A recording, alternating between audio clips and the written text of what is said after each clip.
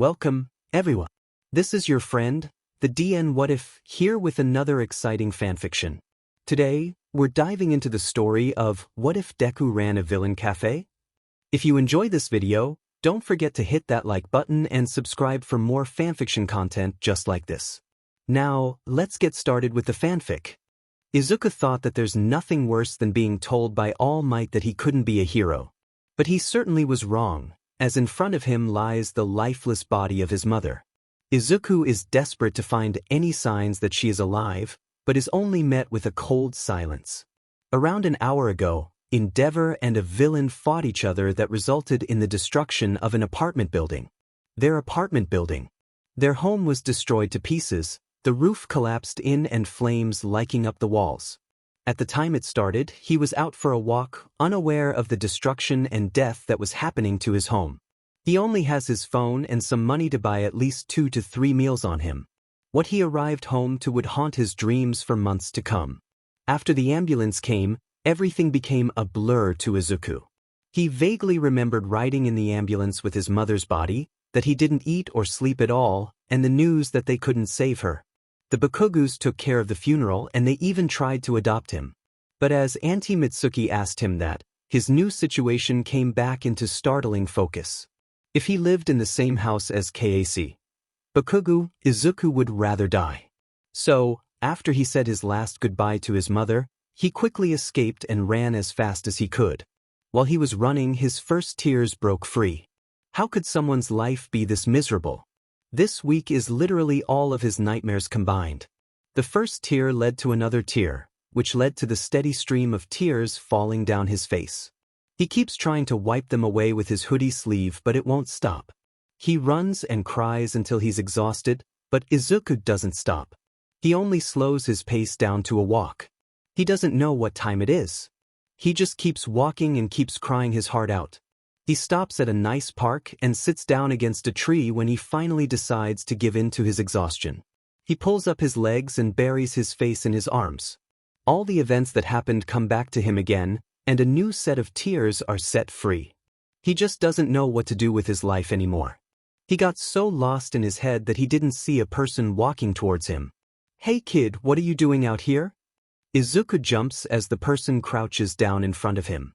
He looks up to see an attractive man with red hair, wearing a luxury-looking navy blue suit and white sneakers. Sitting. He answers and rubs his tired eyes. "I know that. But seriously, do you know where you are right now?" The person, who looks really familiar for some reason, asks while lighting a cigarette. Izuku looks around and is now aware that he is in an area he's not familiar with. Sorry don't," he stutters. "Need a ride?" The man offers, pointing at his motorcycle. I don't have anywhere to go though." Why did he say that to a stranger? Izuku must have lost his mind. The man seems to brighten up immediately and says, Perfect." Izuku doesn't know what that means. And before he can question it further, the man lowers his sunglasses. Dark red eyes that look almost black stare right at him. The irises glow and the world goes black. Izuku wakes up in a bedroom that is not his. Well, he is homeless now, so anything is better than sleeping on the streets. But where is he? He moves to sit and looks around the expensive-looking room. He's on a very comfortable queen-size bed with a light gray bed sheet just like the wall color, where pops of color are accented by the paintings hung up. There's also a large closet room with a lot of clothes, which looks suspiciously like his size, to his left. Izuku can't remember how he got here. The last thing he recalled was a man. Did that guy just kidnap him? You're awake. He flinches when someone drapes an arm around his shoulder. Izuku turns around to face his kidnapper, that is now sitting beside him on the bed.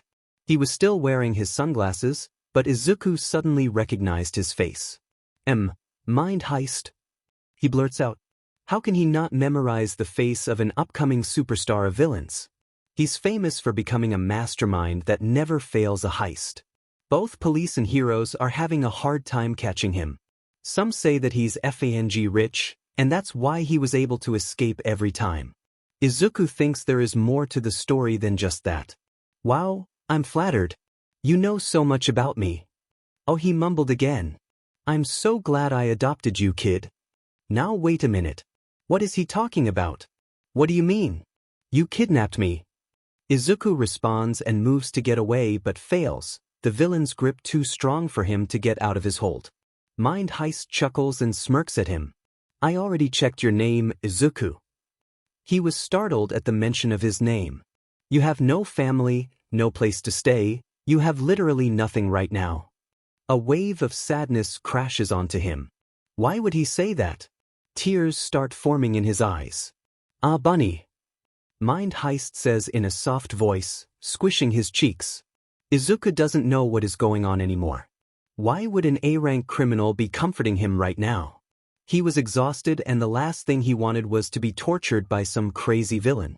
Mind Heist seems to know what he's thinking, or maybe Izuku is just that easy of a book to read, and hurries to clarify. Come on, kid, I'm not gonna do anything to you.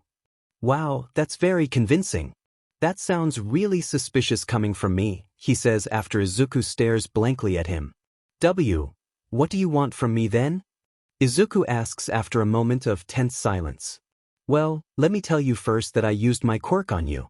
I know everything that's happened to you and I know your thoughts on some topics. Mind Heist lets go of him and stands in front of Izuku instead. Izuku is about to ask what his quirk was but decides against it. He nods and Mind Heist continues. I know that you don't want to be a hero anymore. Izuku winces. So I'll give you a job. What? Wah. I need to get to the airport in 10 minutes, so listen carefully. Izuku sighs and nods again. Mind Heist looks satisfied with his reaction so he continues, okay, in the past few months I've been planning on bringing together the community of villains. Since heroes mostly work as a team, I think it's time for higher-ranked villains to start working together as well. I thought that if there was a place where they just sit and talk, that would be cool and help move that dream along. But I definitely didn't want a shady club, since it's not really my taste. He pulls out a card and hands it to the boy. Me and my team bought this building and we settled on a cafe. You opened a cafe for villains. Izuku interjects, but Mind Heist doesn't seem to care. That's where you come in, bunny. Why did he keep calling him that? But since I heard that Americans are interested in Trigger and I can't let that opportunity go to waste. Imagine the amount of money. I won't be around and I will need help starting the cafe. That's where you come in. He grins. Then he suddenly remembers something. Oh, can you make coffee? Mind Heist asks expectantly. Yes. Izuku, still confused by the situation he's in, answers truthfully. The villain looks happy, almost like he just won a lottery. Great. Here's my credit card. You can buy anything you want and this entire building is all yours. He shoves a black card in Izuku's hand and holy shit, is that an unlimited money credit card. And he has to do what now? Wait, you just want me to make coffees for villains? Izuku asks because Jesus, he just gained a place to sleep and money to spend just by getting kidnapped. That's exactly what I just said. Mind Heist replies cheerfully and begins to gather his things and moves to exit the room. Izuku scrambles to block the door. But you just kidnapped me and we talked for like 5 minutes. He needs to be sure. This is too good to be true. It's like God feels bad for the past 14 years of his depressed life, and finally decided that this kid finally deserves something good. Izuku wants to laugh at how the one who helped him was a villain and not a hero. Are you not trusting me? Mind Heist pouts. When Izuku looks at him unconvinced, he continues with a huff. It's my quirk, okay? Now you should go take a bath and rest, okay kid? I know it's been a long day. He pats Izuku's hair then hands him a new phone. If you have any questions, just ask. I'll be going now, so good luck, bunny. He waves and walks away, leaving Izuku with an overwhelming feeling of nervousness and gratitude. Well, at least Mind Heist left him with everything he needed. What a careless villain. What if he'd been a greedy kid who would have stolen some money and fled to another place instead? But the guy said that he checked. Maybe he knew that Izuku wasn't a brat. Mind Heist's quirk is very interesting. Activated by eye contact? Is it mind reading? Is that why he's able to escape every time? Does he read the heroes' mind then do something that wasn't on their mind and they never expect? If that is the case and Izuku tells the information to the heroes, he could get the villain caught. But Izuku isn't like that. He owes Mind Heist a lot. Deciding that he will do his best in his new job, Izuku stands up to explore the place. He walks into the closet and finds a note taped to the sleeve of an All Might-themed shirt. Kid, if you're reading this, I bought all your clothes and some necessary things already. Hope you like it. Smiley face. Izuku looks in the wardrobe and oh my god. All Might limited edition hoodie. Mind Heist is so nice. Too nice actually. He wonders if the guy just randomly looked into people's minds to find someone to look after his cafe. The thought of that is funny, and he can't help but smile to himself. It's the first genuine smile since all the bad things that happened. There's a section of pajamas that are full of rabbit-themed items. Okay, he can wear those, even if they look really expensive. He picks one and walks in the bathroom that is next to the closet. And holy shit, is this a 5-star hotel? The bathroom is almost as big as the bedroom. The floor and walls are made out of marble and the colors are the same black and gray shade too. What did Izuku do to deserve this? He fills the tub, strips down and steps slowly into the tub. Closing his eyes and lying back, he breathes in the scent of the bubble bath and allows his body to relax. His mind wanders and he realizes something. Mind Heist knew everything about him, but he didn't say anything about his quirklessness. He wants to cry again. What did he do to deserve kindness that he didn't get from anyone aside from the villain that kinda kidnapped him? Izuku wakes up to the sound of message notifications the next day. He opens his eyes lazily and reaches for his phone. It's a text from Mind Heist. Mind Heist. Yo kid. My friend's gonna be there. 7 maybe it. Make some coffee for them, will you? Rough night. Izuku looks at the time. It's 6. He quickly takes a shower, wearing the All Might hoodie with some shorts and runs down the stairs to the first floor. He walks in a room that looks like a huge living room. The walls are white bricks contrasting with the black furniture. There's a zone that looks like a living room, with a black sofa set surrounding a glass coffee table and a big TV with gaming consoles. But there's tables and chairs, so a cafe with a homey vibe? To his left is the countertop that's full of equipment and ingredients for making coffee. He turns on the air conditioner and walks to look through things and finds a back door. It leads to the kitchen that's surprisingly a normal-sized room. He spots another note on the large fridge. The fridge is full. You can live on the stuff inside for a long time. P.S. I forgot to tell you that we never opened the cafe before, happy face. So good luck. Please don't get killed, I like you. What the F dash? How can Izuku survive this? Just a kid with a sad life. He sighs, already resigning to his fate and walks back to make himself a vanilla latte maybe? When he finishes making his cup, the air is thick with the scent of coffee. He takes a sip and wow, it's actually really good. He should have opened a cafe instead of dreaming to be a hero if he was this good at making drinks. A wave of confidence flows through him. The door pushes open suddenly, revealing another familiar guy that he's sure he's seen every day in the news. My god. A serial killer. His confidence plummets. Yup, he's totally not ready. Oh no, he's not ready for this. Reaper, the infamous serial killer, is walking into the cafe while holding his distinctive scythe. Is that blood on the weapon? Izuku stares with wide eyes while trying to think of something to say to him. Welcome? What? He doesn't know. Reaper looks more like he's going to chop his head off the longer Izuku just stands there. Izuku fidgets with his cup, looking anywhere but the killer in front of him. He's not going to say something that results in his death.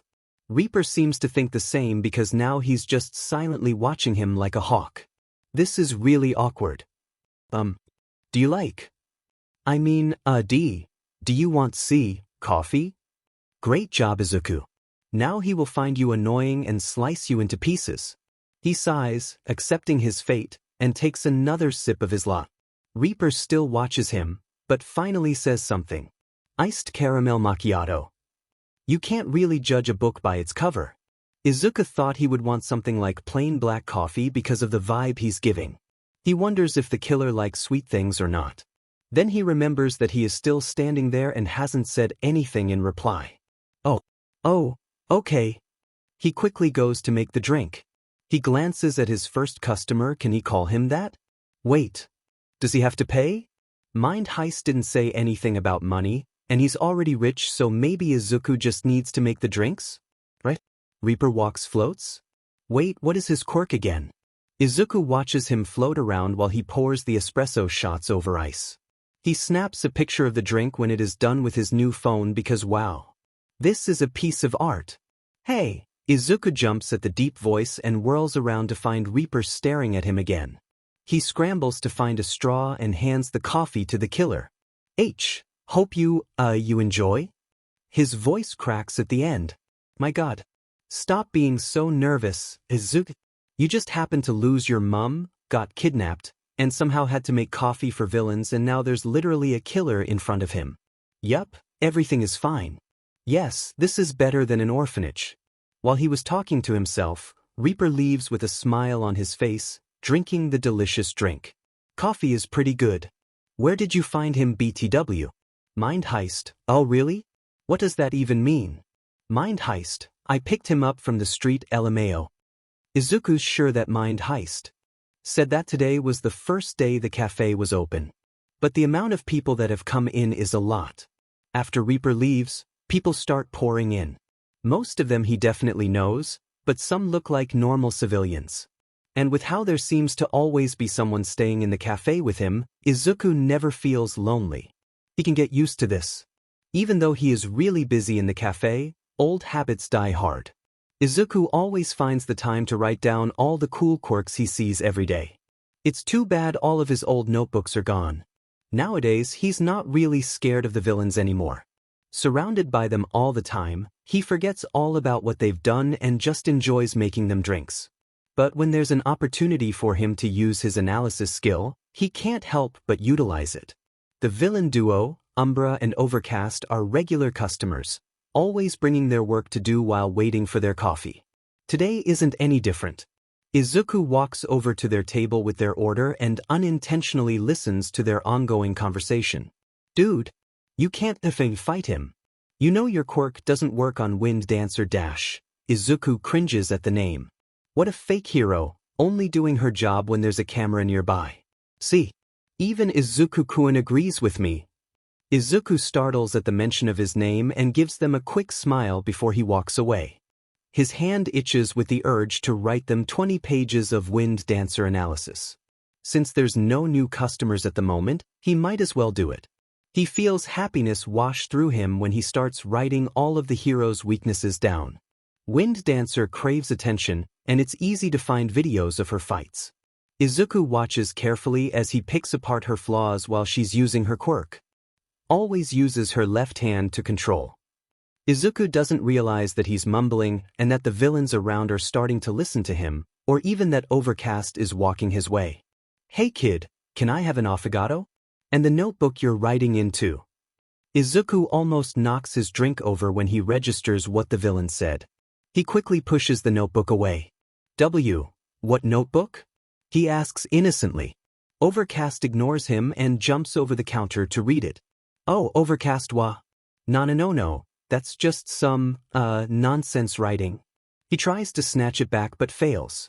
Overcast snorts at Izuku's effort. It's not fair that the man is taller than him.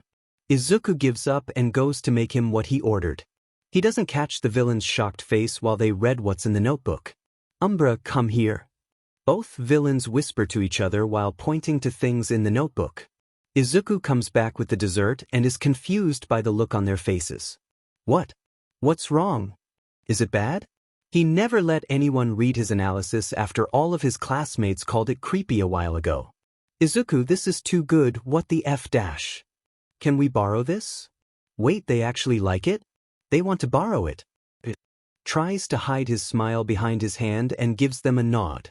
Overcast finishes his affogato and drags Umbra away with him. We have to try this plan. Well, Izuku hopes his analysis will help them. He hums happily and goes back to work. He wonders if his plan to take down Wind Dancer will actually succeed or not. It works. Wind Dancer badly injured after encounter with the shadow duo. Izuku wakes up not expecting anything but a regular day. But when he walks downstairs, he is surprised to see a crowd of people standing in front of the cafe.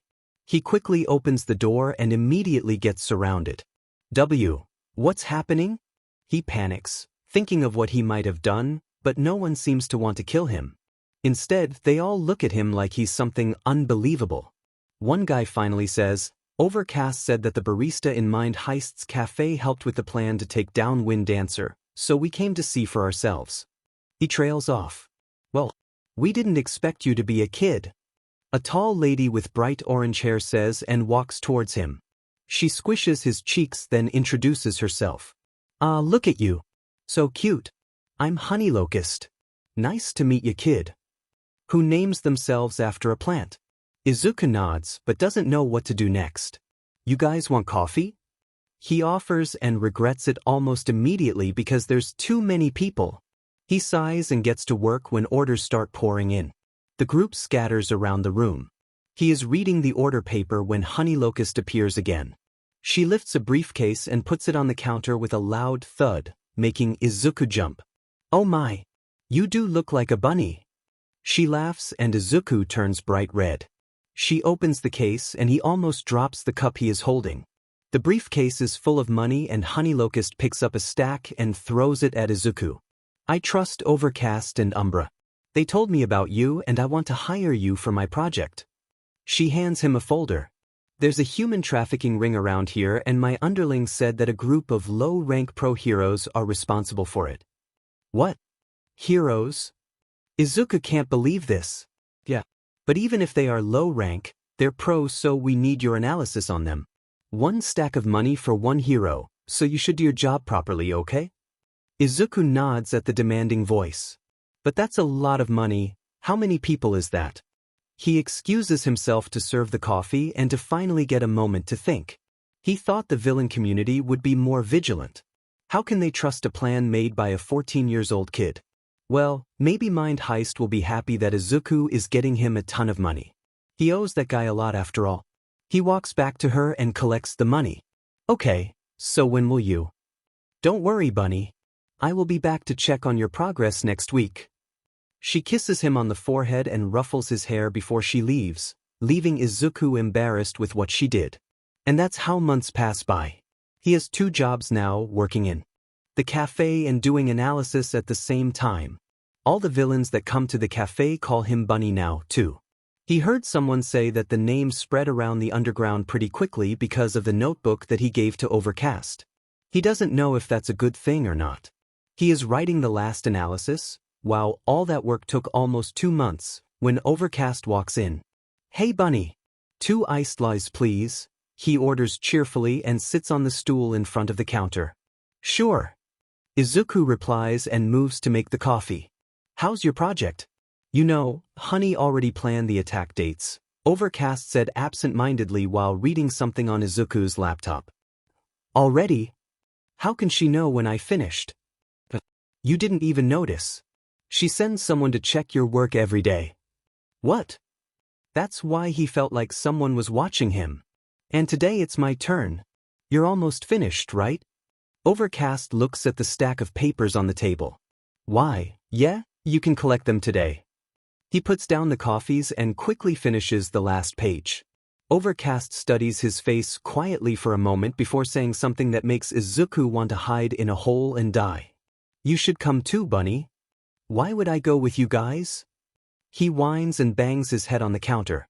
Overcast laughs at him and shouts, Debut time, baby. At least they have a heart and teach him how to fight and dodge. He now knows how to use a gun and knife. But seriously, why would you want a kid to be at the operation?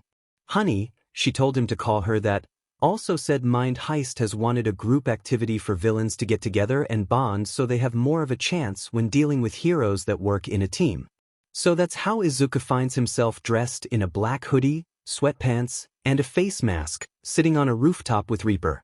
Why does a serial killer want to be here? Izuku doesn't even know. Most of the heroes are already in the warehouse. Overcast gave him an earpiece earlier to listen in case something goes wrong. He also has binoculars. To be honest, he is having a great time. When Honey gives the signal, all the villains burst through the door. Of course, The heroes aren't expecting an attack, so they decide to leave the victim there and try to escape. Izuku has a front row seat to watch a fight that involves a lot of quirks. Reaper doesn't seem to mind that he's mumbling while writing all the quirks in action down. Instead, he just focuses on playing with his scythe right beside him. The villains all aim for the hero's weaknesses, just like what he wrote in the analyses. Izuku feels proud of himself. Nobody has taken his work seriously before, even his mom thought it was just a kid's imagination. He wonders if Mind Heist knew about this? The man did say he knows everything about him. Guys, back up. Someone says through the earpiece. Izuku looks down and sees that more heroes are arriving. Even if they are low rank, they're still a hero and they can call for backup at any time. He should have thought about that. The heroes can also say that the trafficking is the villain's work too. Reaper, they need to retreat. Izuku turns to the villain. We need to leave. Reaper gets up and tries to drag Izuku back. What about them? Izuku tries to argue but shuts his mouth when Reaper gives him a cold look. You are my priority, now go with me or I'll slice your head off. Izuku gets up reluctantly. But suddenly Reaper stops and pushes Izuku behind him. The boy peeks around to see what happened and oh my god. Eraserhead. Reaper is on this building. He has a kid held hostage. Eraserhead informs his colleagues through his own earpiece. Hostage? Oh no. He's gonna take him away from Reaper for sure. Shit, this is bad.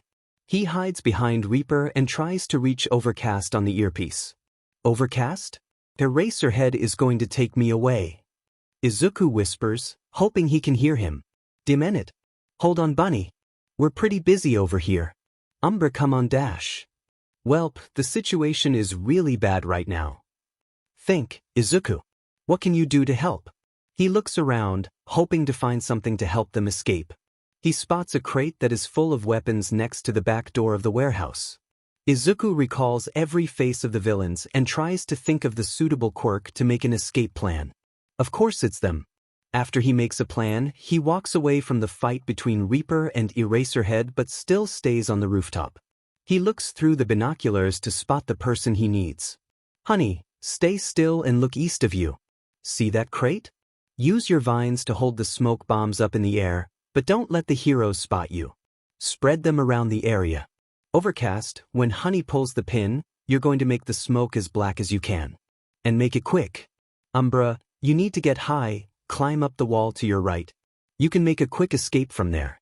But before you retreat, when you spot the smoke, you need to make a monster in the middle. Everyone else, once you feel Umbra's quirk, you retreat as fast as you can, Izuku says in one go. Please let them trust him in this. Sure, boss. Okay, let's do this.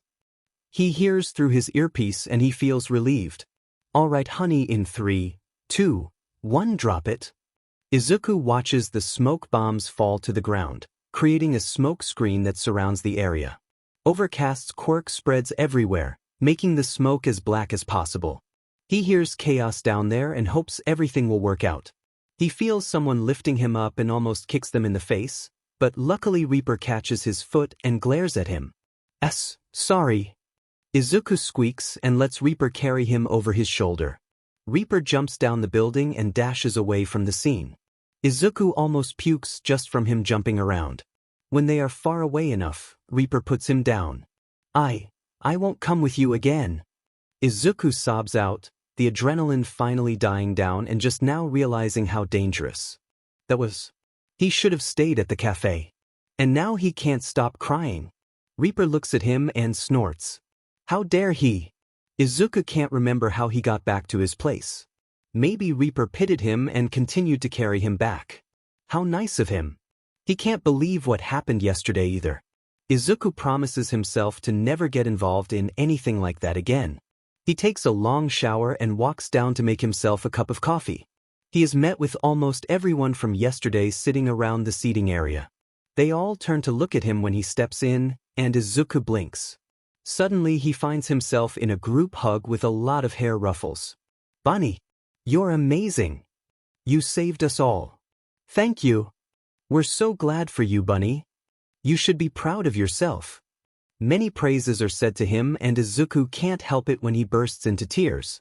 No one ever appreciated him before. In the past, he was just a useless kid that didn't have any worth. But now, every word that he ever wanted to hear he receives from a group of people that looks at him like he's an equal. His eyes are full of tears as he smiles brightly at them. Thank you. Thank you, Mind Heist. The media is quiet after the attack. Izuku thinks that they aren't allowed to report anything about it. If they say that the heroes defeated the human trafficking ring, then why'd no one get captured? Why were there a lot of low-rank heroes if a high-rank villain is the one supposedly responsible? And why are most of the heroes injured? There'd be so many questions if the commission let this out. Izuku thinks it's hilarious. Izuku is glad that he got his peacefulness back. He is drinking his favorite drink, a frappe with a little bit of chocolate, when he hears a crash next to the cafe. He probably should ask someone to look instead of walking there himself, but hey, he's got nothing to do anyway, so might as well go out and stretch a bit. He walks outside and peeks around the corner into the adjacent alleyway.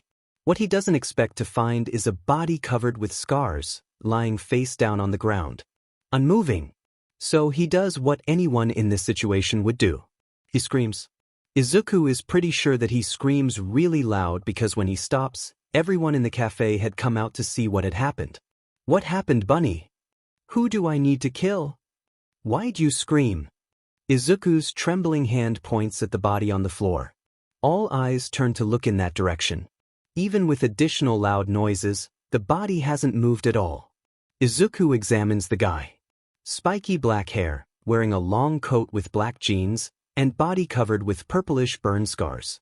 Izuku can't see his face, but the scars cover his entire arm. He feels sad, wondering just how much pain this dude had to go through to get those scars. He hears Umbra sigh and sees him walk forward, crouching down to place 2 fingers on the guy's wrist. He's alive, Umbra says, looking like he really needs a nap with all the chaos that has happened. Lately, Izuku recalls that just yesterday some stupid mugger decided that they would rob a cafe, and just so happened to choose the only one that's full with killers. He had laughed at the poor guy when they had finished their monologue about handing him the money or Izuku's going to die. They didn't get a chance to move when in a blink of an eye, 3 guns were pointed at their head and 2 knives were at their throat. Izuku had to hold back another laugh.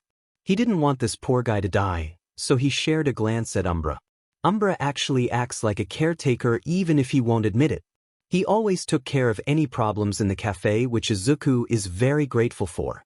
With a glance, Umbra summoned a shadow wolf that picked up the mugger and dragged him out of the cafe. Now back to the present, Izuku doesn't know what to do with this new guy. Is he a villain? Izuku has never seen him before, so he must be new in the area.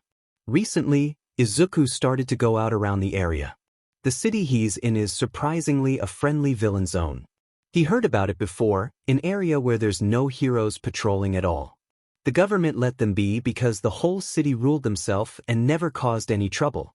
Izuku has a name list of the people in the area. There's not a lot, from the boss of the city when he somehow managed to become said boss's favorite. He said that the coffee and analysis Izuku made is worth giving Izuku the name list. And this guy definitely isn't on the list. But he can't let someone die in the alley next to his cafe. Izuku loves to help people. He hopes he's making the right choice. Ah, can you guys get him into the cafe? Maybe he got hit by a quirk or something. Izuku says with his pleading eyes. He learned that it's very effective. Stop with the puppy eyes, someone complains as they all help to carry the guy inside. They put him on the couch. Wow, the guy doesn't stir at all. Everyone moves back to where they were before, continuing with what they were doing. Izuku spots Reaper outside, so he proceeds to make an iced caramel macchiato. He knows Reaper likes to come in the evening when there's less people in the cafe. He usually stays until Izuku wants to go to sleep, which Izuku thinks is very kind of him to do because it's scary sometimes being alone at night. Even if Reaper's a serial killer, he only kills bad people, so Izuku isn't scared of him unlike the first time they met. That was so embarrassing. Reaper sits at his normal stool in front of the counter and Izuku serves him his coffee while talking about some random topics. From the corner of his eyes, he sees the alley guy begin to stir. Do you know that guy? Izuku asks Reaper. Maybe he knows, although Reaper doesn't usually like to socialize. But he keeps up with all the villains to be careful. Reaper narrows his eyes before a look of recognition passes over his face. That's the arsonist guy. Oh no. Is he going to wake up and burn down the cafe? Izuku walks over to the guy, crouching down. He leans in and carefully pokes the man's face, causing the arsonist to let out a low groan. Suddenly, the guy's eyes snap open and Izuku stumbles back. He jumps off the couch towards Izuku, blue flames lighting up in his hand, and Izuku flinches at the intense heat. A scythe cuts through the air and lands an inch away from the fire user's throat. Alley guy stills. Careful with your next move, Reaper hisses. Izuku lets out a breath he didn't realize he was holding and steps back further. He now gets a good look at the man's face. Almost half of his face has the same patchwork of burns that is held by some staples, just like his arms. Cold blue eyes glare at Izuku before turning to look at Reaper. His eyes widen at the sight of the famous serial killer. Where am I? The man puts out the fire and steps away from the scythe. He looks around the place and spots more villains in the cafe minding their own business. That's Izuku Q. Do you know Mind Heist? This place is his. The guy seems to calm down, so he continues. Do you want coffee? Izuku suggests. He nods again, so Izuku goes back to the counter. He decides to make the man a smoked butterscotch iced latte. It's really delicious in Izuku's opinion, and he hopes the guy likes it too. So, what's your name? Izuku asks him when the guy chooses to sit next to Reaper at the counter. Dabi, he answers while watching Izuku work on his drink. Izuku carefully places the drink in front of Dabi and goes back to his analysis work. The three of them sit in silence for a while. Izuku loves the peacefulness of the cafe. He always has company and they all enjoy each other's presence. He glances at Dabi, who appears to appreciate the drink and is quietly drinking it while playing on his phone. He notices that it's already dark outside. Izuku's stomach growls. Usually he just orders takeout from his phone, but today he wants to cook a homemade meal. Do you guys want to have dinner with me? He asks nervously, hoping he won't have to eat alone in the kitchen again. Are you asking someone who almost just killed you to eat with you? Dabi asks sarcastically before chuckling. Hey, this guy has humor. He can work with that. Dabi doesn't look old, maybe they can be friends or something. It's free. Izuku offers. Count me in then. Izuku smiles brightly at him and walks in the kitchen. He's looking through the fridge when a hand lands on his shoulder. Izuku flinches and whirls around to see Dabi standing there. Geez kid, calm down. Sorry for attacking you earlier, Dabi says while patting his back. Izuku sighs in relief. What are you doing here? I'm going to cook for you. I'm helping you, of course. You know how to cook? Izuku asks. Dabi glares at him. I used to cook for my little brother, he answers vaguely and grabs the vegetables from Izuku's hands. Izuku wants to ask more but decides against it. He finds the udon noodles in the cabinet and starts to boil the water. Curry udon? Yeah. Can you cut the carrots and potatoes? Dabi nods and finds the sink to wash his hands. Haven't eaten that for a while, Dabi says absent-mindedly. So, why were you lying in the alley like that? Can't remember. Last thing I do remember was running away from some heroes. I think one of them has a sleep quirk. That's why he didn't move at all. They don't talk anymore after that. Before long, the rich smell of curry fills the air. Dabi picks up a spoon and tastes it. That's really good. Really? Thanks to you then, Izuku says while tasting some. Dabi chuckles and ruffles his hair, before he freezes and moves his hand away. Izuku is not going to ask questions about that. Izuku makes 2 servings and hands one to the fire user. They sit at the dining table and devour the delicious meal. Reaper already left, so he must know that Dabi is trustworthy, right? That must be why he left Izuku with him. He looks up to see a beer can in Dabi's hand. Where did you get that? Dabi glares at him again. Oi, how old are you? You are too young to drink, kid. What? I asked because I didn't see that before. Izuku blushes at the tease. Dabi has the audacity to laugh at him. Well, he's glad that the guy's mood is better. He had a scowl on his face before. They finish the rest of the food and clean up the mess in the kitchen. It's almost 8 p.m. when they walk back into the cafe. Luckily, there wasn't any people who wanted coffee while he was gone. Izuku goes back behind the counter and plays some games on his phone. Dabi seems to think about something and then comes to a decision. Gotta go now, thanks for the free food, broccoli boy. Dabi waves at him and leaves the cafe. Izuku waves back. Broccoli boy? Izuku thought that yesterday would be the last time he would see Dabi. He's not from around here after all. Maybe he went back to his home. The dark of the next night finds Izuku working on the foam for the latte art when someone taps his arm. Hey there, bunny. He looks up to see Dabi smirking at him. Where did he learn about that name? Izuku is pretty sure that no one called him that yesterday. Dabi seems to read his mind when he answers. Gotta do some research, broccoli. A kid working in villain territory is weird enough. Okay then. What are you doing here? Izuku asks instead and proceeds to work on the cat ears. He loves latte art even though he has to eat this masterpiece afterwards. He hears a stomach growling, and when he looks up again, Dabi doesn't meet his eyes and looks at the floor instead. Free food? Izuku asks with amusement. If you're kind enough, Dabi says with a huff. He doesn't wait for Izuku and walks straight to the kitchen. Wow, where are your manners? Izuku sighs and quickly takes a photo of his coffee, then walks to catch up with Dabi. He's looking through the fridge while holding an egg carton. What do you want to eat today? Dabi asks. That's surprisingly nice that he... Izuku is looking at the eggs and gets an idea. Do you know how to make omurice? I kinda want to eat it with demi-glace sauce, but I don't know how to make it. He trails off. Dabi snickers. Lucky for you, I know how. Come here, broccoli, I will teach you. Izuku happily listens to Dabi's instructions. He's like an older brother. Izuku has never been close to someone around his age before. They cook and eat together, but today Dabi doesn't leave immediately.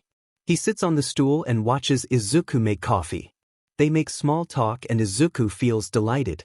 Who would have thought that helping some random guy on the street will result in more allies? Dabi eventually leaves when Izuku wants to go to sleep. Unexpectedly, Dabi comes back again and again to help him cook dinner every night. Days turn to weeks and weeks turn to months. Dabi actually opens up to him. Izuku now knows that his father is a hero and that Dabi left the house because he wasn't enough for them when his quirk kept hurting himself. Dabi said that he missed his brother, but it's all in the past now. Tuya is dead. Dabi will be alive to get revenge. Izuku isn't going to stop him or anything. It's actually normal for all the villains he's ever met. Dabi enjoys the company just as much, probably because cooking with Izuku is like having a little brother to take care of again. The free food is just a bonus. But Izuku thinks Dabi's like a cat. Pick him up from the street, then feed him once, and he just keeps coming back. Dabi glared hard at him when he mentioned that. But Izuku saw him hiding a small smile. Do you stay here every day? Dabi asks one day. Well, it's technically my home. No, I mean like, do you even go outside? Every time I come here, you are always just standing there, he asks while sipping his Americano. Yes? If something runs out, then I go to the mall or the convenience store, Izuku says and waves at the group of villains leaving the cafe. There's no one in the cafe anymore and it's only in the evening. Wanna go out for a date? Dabi smirks, seeing that they're now alone. What? Izuku squeaks, face turning bright red. Can he refuse? Is he going to be mad? Izuku has never gone out with anyone before. What do people do when they date? Wait, is he serious? Whoa. Calm down, kid. Dabi actually laughs and it looks painful with the staples holding his skin. I'm just teasing ya. But let's hang out. You look like you've never had fun in your life. It's depressing. Dabi stands up and beckons him to follow. Izuku quickly scrambles out of the cafe and finds Dabi putting the closed sign up. They walk to the nearest shop to buy face masks and a cap before heading to the train station. Dabi buys the tickets, but Izuku can't see where they're going. Izuku is playing on his phone when he looks out the train's window and sees the familiar view. Hey, are we going to Muzutafu? Izuku asks nervously. He's pretty sure he told Dabi about his past already.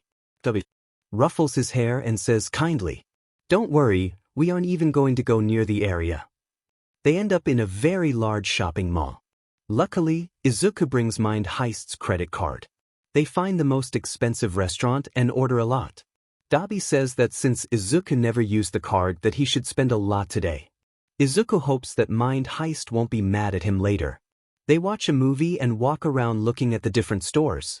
Izuku's eyes shine at the new Heroes merch that's come out and has to drag Dabi in there. Dabi complains all the while. Izuku knows that Dabi hates Heroes, but he can't help it. From the corner of his eyes, he sees that Dabi actually looks happier than before. I never asked this before, but what do you do every day? Izuku asks after Dabi comes over once more for their daily dinner. Today, Izuku prepared the meals beforehand. He made sukiyaki and bought more beer for his friend. I sleep all day then go out at night after eating with you, Dabi says while chewing on the beef brisket. Go out too? Izuku presses. Bunny, I'm a vigilante, Dabi says nonchalantly. Okay, that doesn't sound correct at all. But you burn people alive? Izuku just saw that happen yesterday. It's a really terrifying picture that will probably give Izuku nightmares. If my heart says that I'm a vigilante, then I am. Duh. And that conversation leads to where they are now. Izuku wants to cry. He's pretty sure he promised himself not to be involved in villain activity again, but Dabi insisted that this is a vigilante job. Is there a difference between villains and vigilantes in the police and heroes' eyes? Izuku resigned himself already. The only thing he needs to do is not get caught. He's pressing himself against the wall, looking out for Dabi, who is currently cremating some poor gang of thugs. The smell of burning flesh lingers in the air, and Izuku thanks God for the mask. Izuku is writing in his notebook when there's a movement in the corner of his eyes. Oh shit. Dabi. Let's go. He jumps away from the capture weapon and tugs on Dabi's coat. Why is Eraserhead always there when Izuku is out? Wait. Is that a police car siren? Stop muttering, kid. Run. Dabi pushes him and they run, zigzagging through different alleys. Izuku looks at the map on his phone and feels relief when they reach the villain-friendly zone. He turns around to see Eraserhead narrow his eyes at him, but ultimately stays away from the city. Izuku quickly drags Dabi back to the cafe, carefully avoiding the gaze of the underground hero. When they finally arrive at Izuku's safe place, Izuku collapses on the soft couch. He can still hear the siren outside, and he watches Dabi stand at the door uncertainly. You could sleep here tonight, Izuku suggests. Dabi stares at him and sighs. I'll be your guard dog then. You should be. I can't believe I went out with you. Izuku whines while getting up to take a cold shower. Dabi laughs. After their adventure yesterday, Izuku is tired. He should really stop believing his friend's words. He snuggles in his blanket, not wanting to wake up. But if he thinks his life is going to be normal, Izuku is definitely wrong. A peaceful morning for Izuku is ruined by a certain text and a scream he hears from downstairs. Dabi, your friend kidnapped someone. What? Shudo is having a terrible day. He doesn't even know why he really runs. Maybe it's because his father is being a piece of shit like always. Or maybe he's in a bad mood and can't bear any more beatings. Before he knows it, his legs have already taken him from the house. He can hear his father shouting his name, but he just keeps running. It doesn't matter, what's done is done. He's sure that Endeavor would still force him through training anyway. Him escaping it just increases the intensity. But one thing he regrets is not treating his bruises that covered almost his entire body first. People glance at him when he passes by, and someone almost calls Endeavor's agency thinking that he got injured from a villain. He manages to escape their sight quickly though, and hides in a random alleyway. And his luck is just so good that Father has the guts to send several sidekicks after him. He can't use his quirk in public, so he pushes himself through the pain and gets away as far as possible. Exhaustion starts creeping in, and he feels like he's going to pass out. Todoroki-kun, where are you? Your father said the villain that attacked you is gone. You can come out and we can treat your wounds, a young sidekick shouts. What? The only villain around here is the man himself. Shudo scoffs in his mind. He peeks around the corner and curses at himself when he makes eye contact with one of the sidekicks. Guys, he's over here. He hears a lot of shouting and that means he has to leave. Shudo doesn't even look where he's going. He dives into the crowd hoping he can lose them. He's so tired. The extra training isn't helping him in this situation at all. He sees a hero coming his way down the sidewalk, and when he glances back, he spots the sidekicks hot on his tail. He finds another alley and quickly runs in there. He regrets the decision immediately.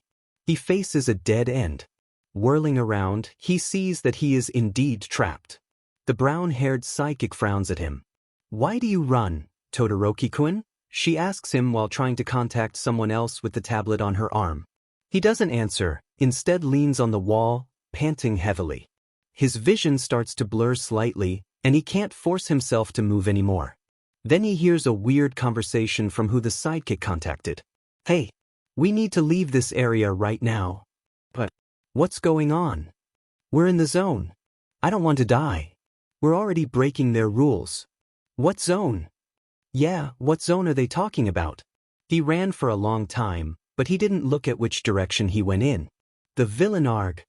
What's happening?" Shuto squints through the sweat dripping off his forehead. There's a figure that seems to be attacking all the sidekicks. He tries to escape again, but someone knocks him against the wall. It's the same sidekick from before, and she's attempting to carry Shoto away from the scene. But something restrains her and Shuto's body drops to the ground. Ouch, that hurt. The last thing he sees before he loses consciousness is a splatter of blood and a man that looks like a mummy standing over him. Rule No? Of the villain-friendly zone. No heroes are allowed in the area unless permitted. Quirk usage by heroes is prohibited. Izuku can't believe this is happening. After reading the text, he didn't even shower and rushed down to the cafe. And he also forgot that he's still wearing the embarrassing bunny pajamas too. But that's not important right now.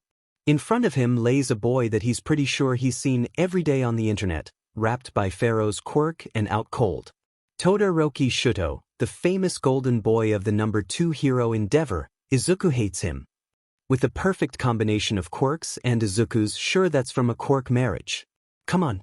It's not that hard to figure out, and his remarkable red and white hair, the boy is rather easy to remember. On the couch, Dabi looks like he's just seen a ghost. But when he spots Izuku looking his way, his face melts back to the normal arrogance, which isn't suspicious at all. He decides to ignore that and goes to address the culprit. "Did you and Mind Heist become friends because you guys both have the tendency to kidnap a kid?" Izuku deadpants.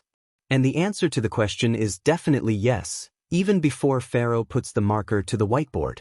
A while ago Mind Heist called him out of nowhere and informed Izuku that his right-hand man was going to the cafe and said good luck before hanging up. Apparently, said guy is mute, which isn't much of a problem because Izuku had learned sign language years ago. The problem is Pharaoh doesn't know sign. What? How did he even communicate with other people? So Izuku bought him FANG whiteboard and a marker. Pendy. Now back to the situation, Izuku waits for Pharaoh to finish writing. "We become friends cause he's cool," he wrote on the board. "And why is there a Todoroki kid on the floor?" Izuku asks while observing Todoroki. He has bruises all over his body and he seems to have passed out from exhaustion. Pharaoh's cloth taps his shoulder and he looks up. He got chased by heroes and they're breaking the city's rule. Okay, that's kinda acceptable.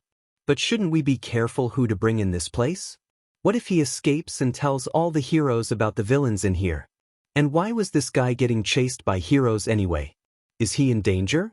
Should Izuku help him or should he send him back to his dad?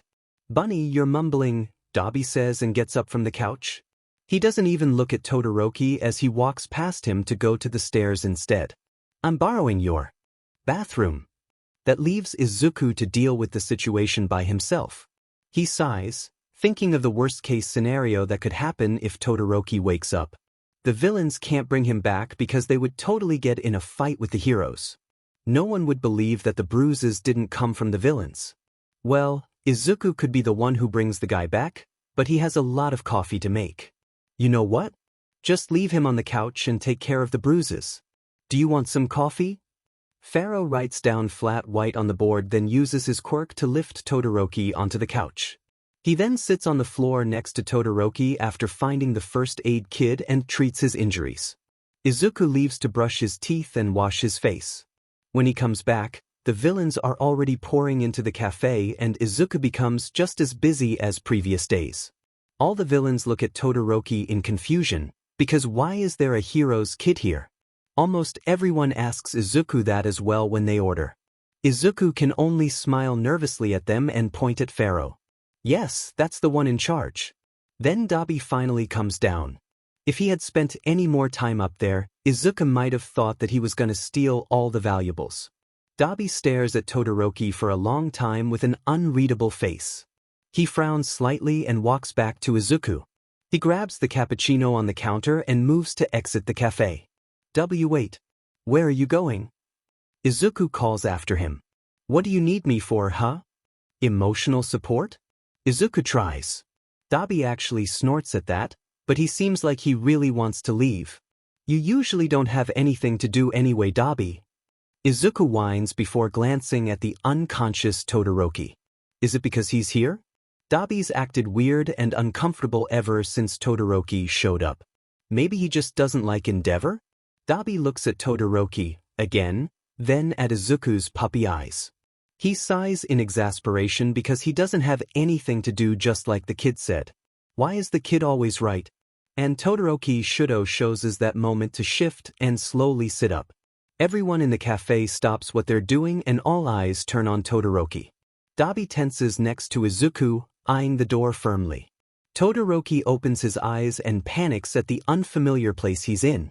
Frost covers his arm and spreads on the couch. Believe it or not, Izuku literally throws himself in front of another boy. Hey, calm down. We saved you from the alley. You looked hurt, so we helped. Izuku frantically says.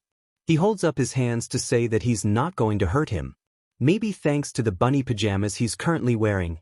Todoroki looks him up and down and sighs in relief. His heterochromia eyes survey the area. All at once, the villains cover their faces or look away. Where am I? It doesn't matter. I need to get back. He speaks and moves to get up. Oh shit. No. Why you can't? When was the last time Izuku spoke to someone his age? Must have been ages ago, because he's so nervous speaking now. Who would have thought that speaking to villains was easier than that? What is his life? But you going to call my father and claim the money? Todoroki hisses in displeasure and the room's temperature drops a little. That's an interesting reaction. But that's for later projects. What? Why would I call that a-hole? The words slip from his mouth and it must be the right thing to say because Todoroki seems to relax a bit. Then why can't I leave? Should Izuku tell him that he's in a villain district? Is he going to react badly? But he can't do anything anyway. Whatever. Oh my god, you're such a mess. Dabi finally joins the conversation. He stayed silent for too long, and Izuku was starting to get concerned. But he's back to normal now. That's great. And Izuku definitely will ask him about his behavior later. Listen kid, Dabi addresses Todoroki. You're in FING villain zone. Heroes are shit and they're not allowed in here. So if you step out there, you're gonna FNG die. Well, gotta admit, that's a good explanation. Todoroki stares at them with wide eyes. Stunned. If you want to get back to your home, one of us can walk with you to the boundary line, I guess? There's a hero on duty over there. Izuku suggests. But we won't. Why would I want to get arrested when I meet the heroes, huh? Dabi asks humorously while downing the coffee in his hand. Todoroki clears his throat. So you guys are villains? He gathers himself and settles with that statement. Everyone in here is. Dabi chuckles and walks away to the kitchen. Guess he's done with talking. Okay. Todoroki's face is unreadable. I am going back to my work, so you could just chill? And please don't attack anyone. If you need anything, I'm at the counter. You have to wait until I'm free so I can walk you back. Izuku says and quickly goes back to take an order from the villains that are waiting. God, he's such a mess, just like Dabi said. Maybe he needs to socialize with someone his age more. But where to find someone to do that with? This is not what Shudo expected at all when we woke up. It is probably the weirdest situation he's ever been in. He thought of the possible outcomes of his stunt earlier. The sidekicks get to him and bring him back. He gets killed by a villain, Or he passes out in the alley and no one knows. But he got kidnapped instead. He would have expected to be held hostage to lure his father out, or get tortured to reveal the hero's secrets. But none of that happened. Now he just sits there looking dumbstruck. He notices that everyone in the cafe is a high-ranked villain he sees in agency reports. At first, they all look at him with wariness and make Shuto shudder. However, no one seems to care after the green-haired boy talks to him. Yes, the green-haired boy with a bunny outfit that makes him look out of place. He appears to be around Shuto age. Why is he here? Nothing in the boys' features screams danger, unlike the other guy that disappeared through the back door. The boy just smiles and talks animatedly with the villains. He looks so happy and Shuto can't believe that the boy isn't the one that needs help even when he's surrounded by dangerous people. It's Shuto himself that needs to escape from his father, a hero. When Izuku finishes all the orders, Dabi comes back with 3 servings of pancakes. He places the one with bananas and chocolate in front of Izuku and leaves himself the plate of pancakes with bacon and eggs. The third plate is strawberries and whipped cream. Is that 4? Call the kid over here. Dabi leans in and whispers to Izuku. Didn't know you were a generous type. Izuku teases him back. Dabi usually doesn't care about others at all. He just tolerates them. If that's not necessary, then he won't even acknowledge them. So it's very out of character for him to even cook a nice breakfast for a kidnapped boy, even if he's Endeavor's son. Dabi just rolls his eyes and digs in. Izuku sighs fondly and walks towards Todoroki. He looks like a scared cat looking for a threat. His eyes land on Izuku and blink up at him. Izuku smiles. Todoroki-kun. Dabi made extra breakfast. Why you should come eat with us. Stop stuttering, Izuku. Todoroki just stares at him confusedly. Me? Yeah. Come on. Did he just grab Todoroki's hand and drag him to the counter? Did Todoroki resist? Maybe? There is some more in the kitchen if you want some farro. Izuku calls back to the other guy. Farro nods and disappears into the kitchen.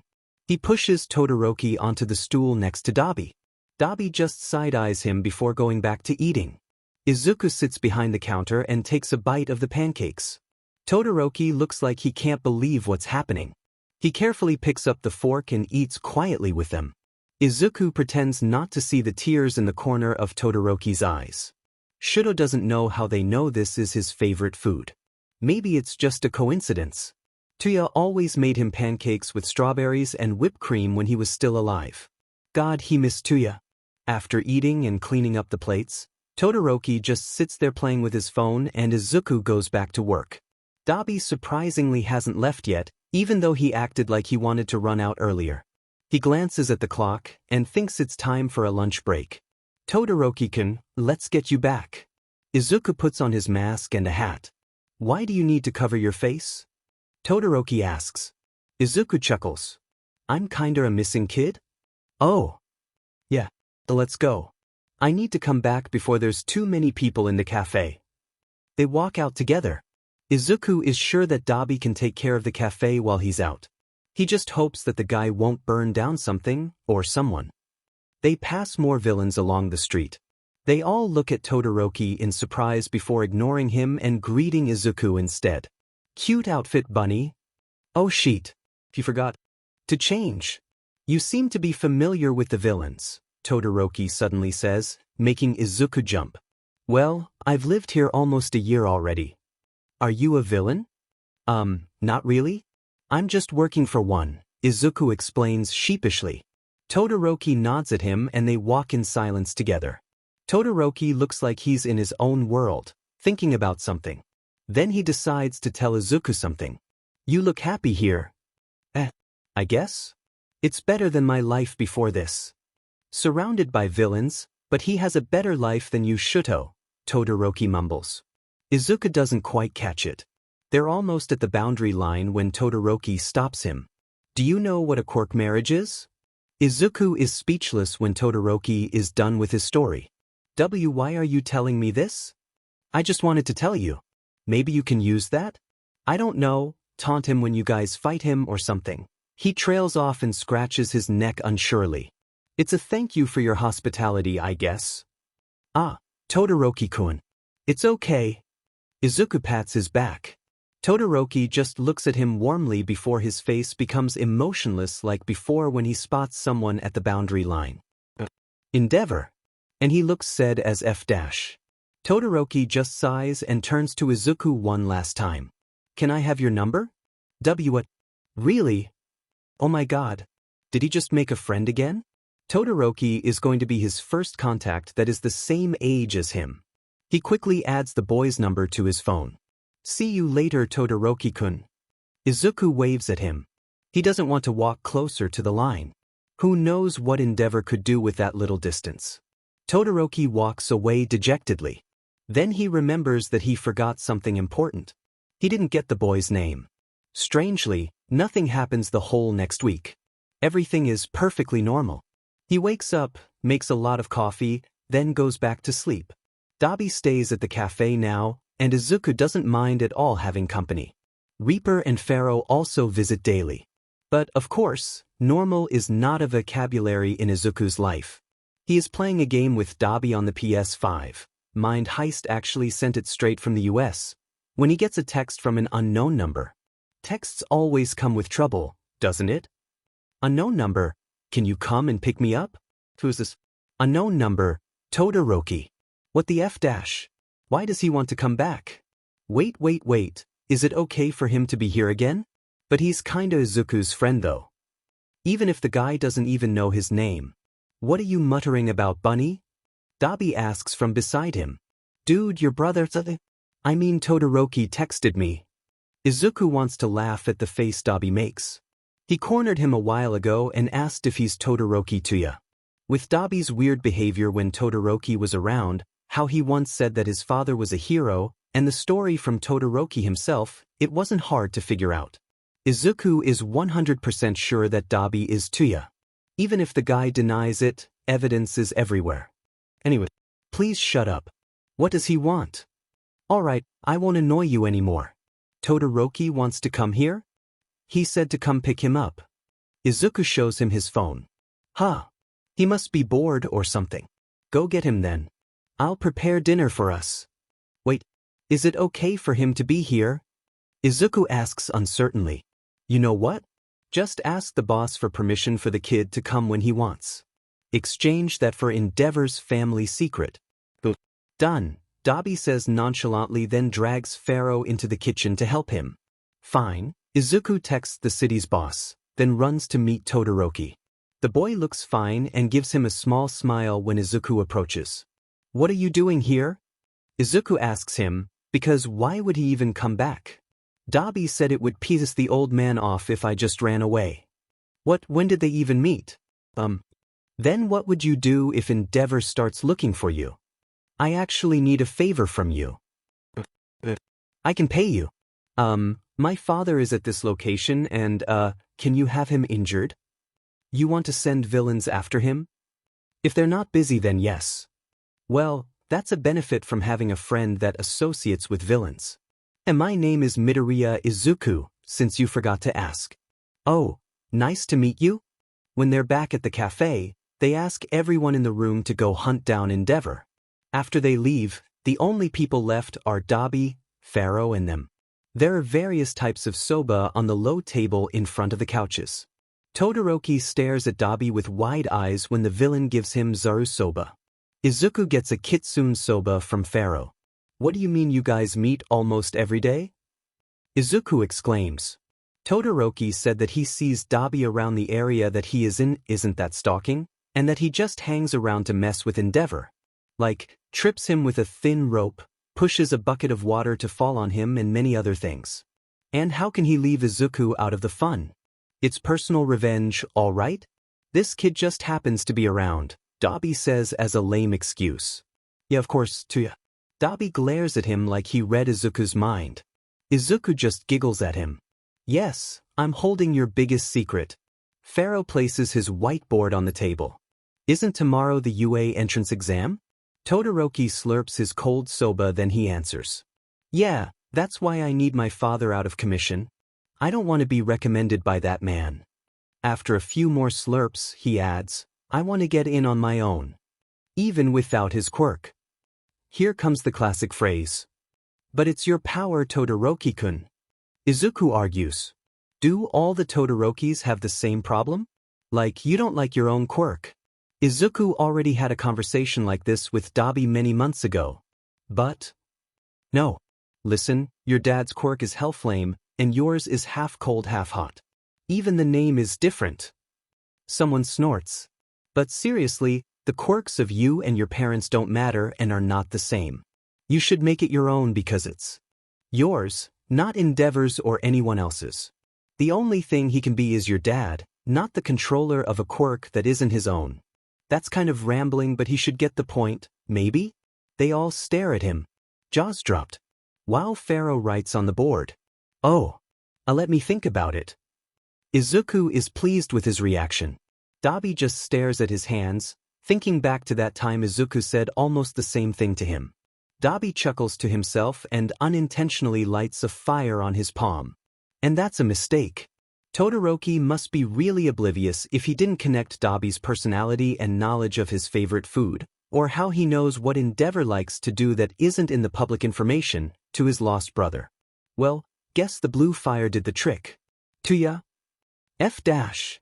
Izuku and Pharaoh just laugh really hard in the background. Pro-hero Endeavor found unconscious in a dumpster, the reporter on TV says, cutting through the silence after the Todoroki identity reveal. Wow, that sounds like the title of a YouTube video. Todoroki gathers himself and sighs happily at the news. He glares at his supposedly dead brother, eyes seeming to scream "We'll talk later, UF. Dabi just buries his face in his hands and groans in despair. Now that they're done with the Endeavor problem, Todoroki realizes that the UA entrance exam is really close. Since his father will be in the hospital when the recommendation exam happens, Todoroki is glad he gets to do the normal entrance exam instead. Both Dabi and Todoroki want to spend more time talking and training the younger's quirk, which leaves Izuku alone in the cafe. Izuku is back talking to the other villains. There are more newcomers in the cafe and they're a pleasure to have a conversation with. And because of his alias, Bunny, he will always get all the news of what happens in the underground. Recently, there's been a name spreading through the shadows. It's like they were there the whole time, but we're only starting to do something with their name now. League of Villains? Izuku repeats the name. Overcast nods and takes a bite of the onigiri that Izuku made for him. I think they have 2 members? If I heard right. They definitely have someone behind their group.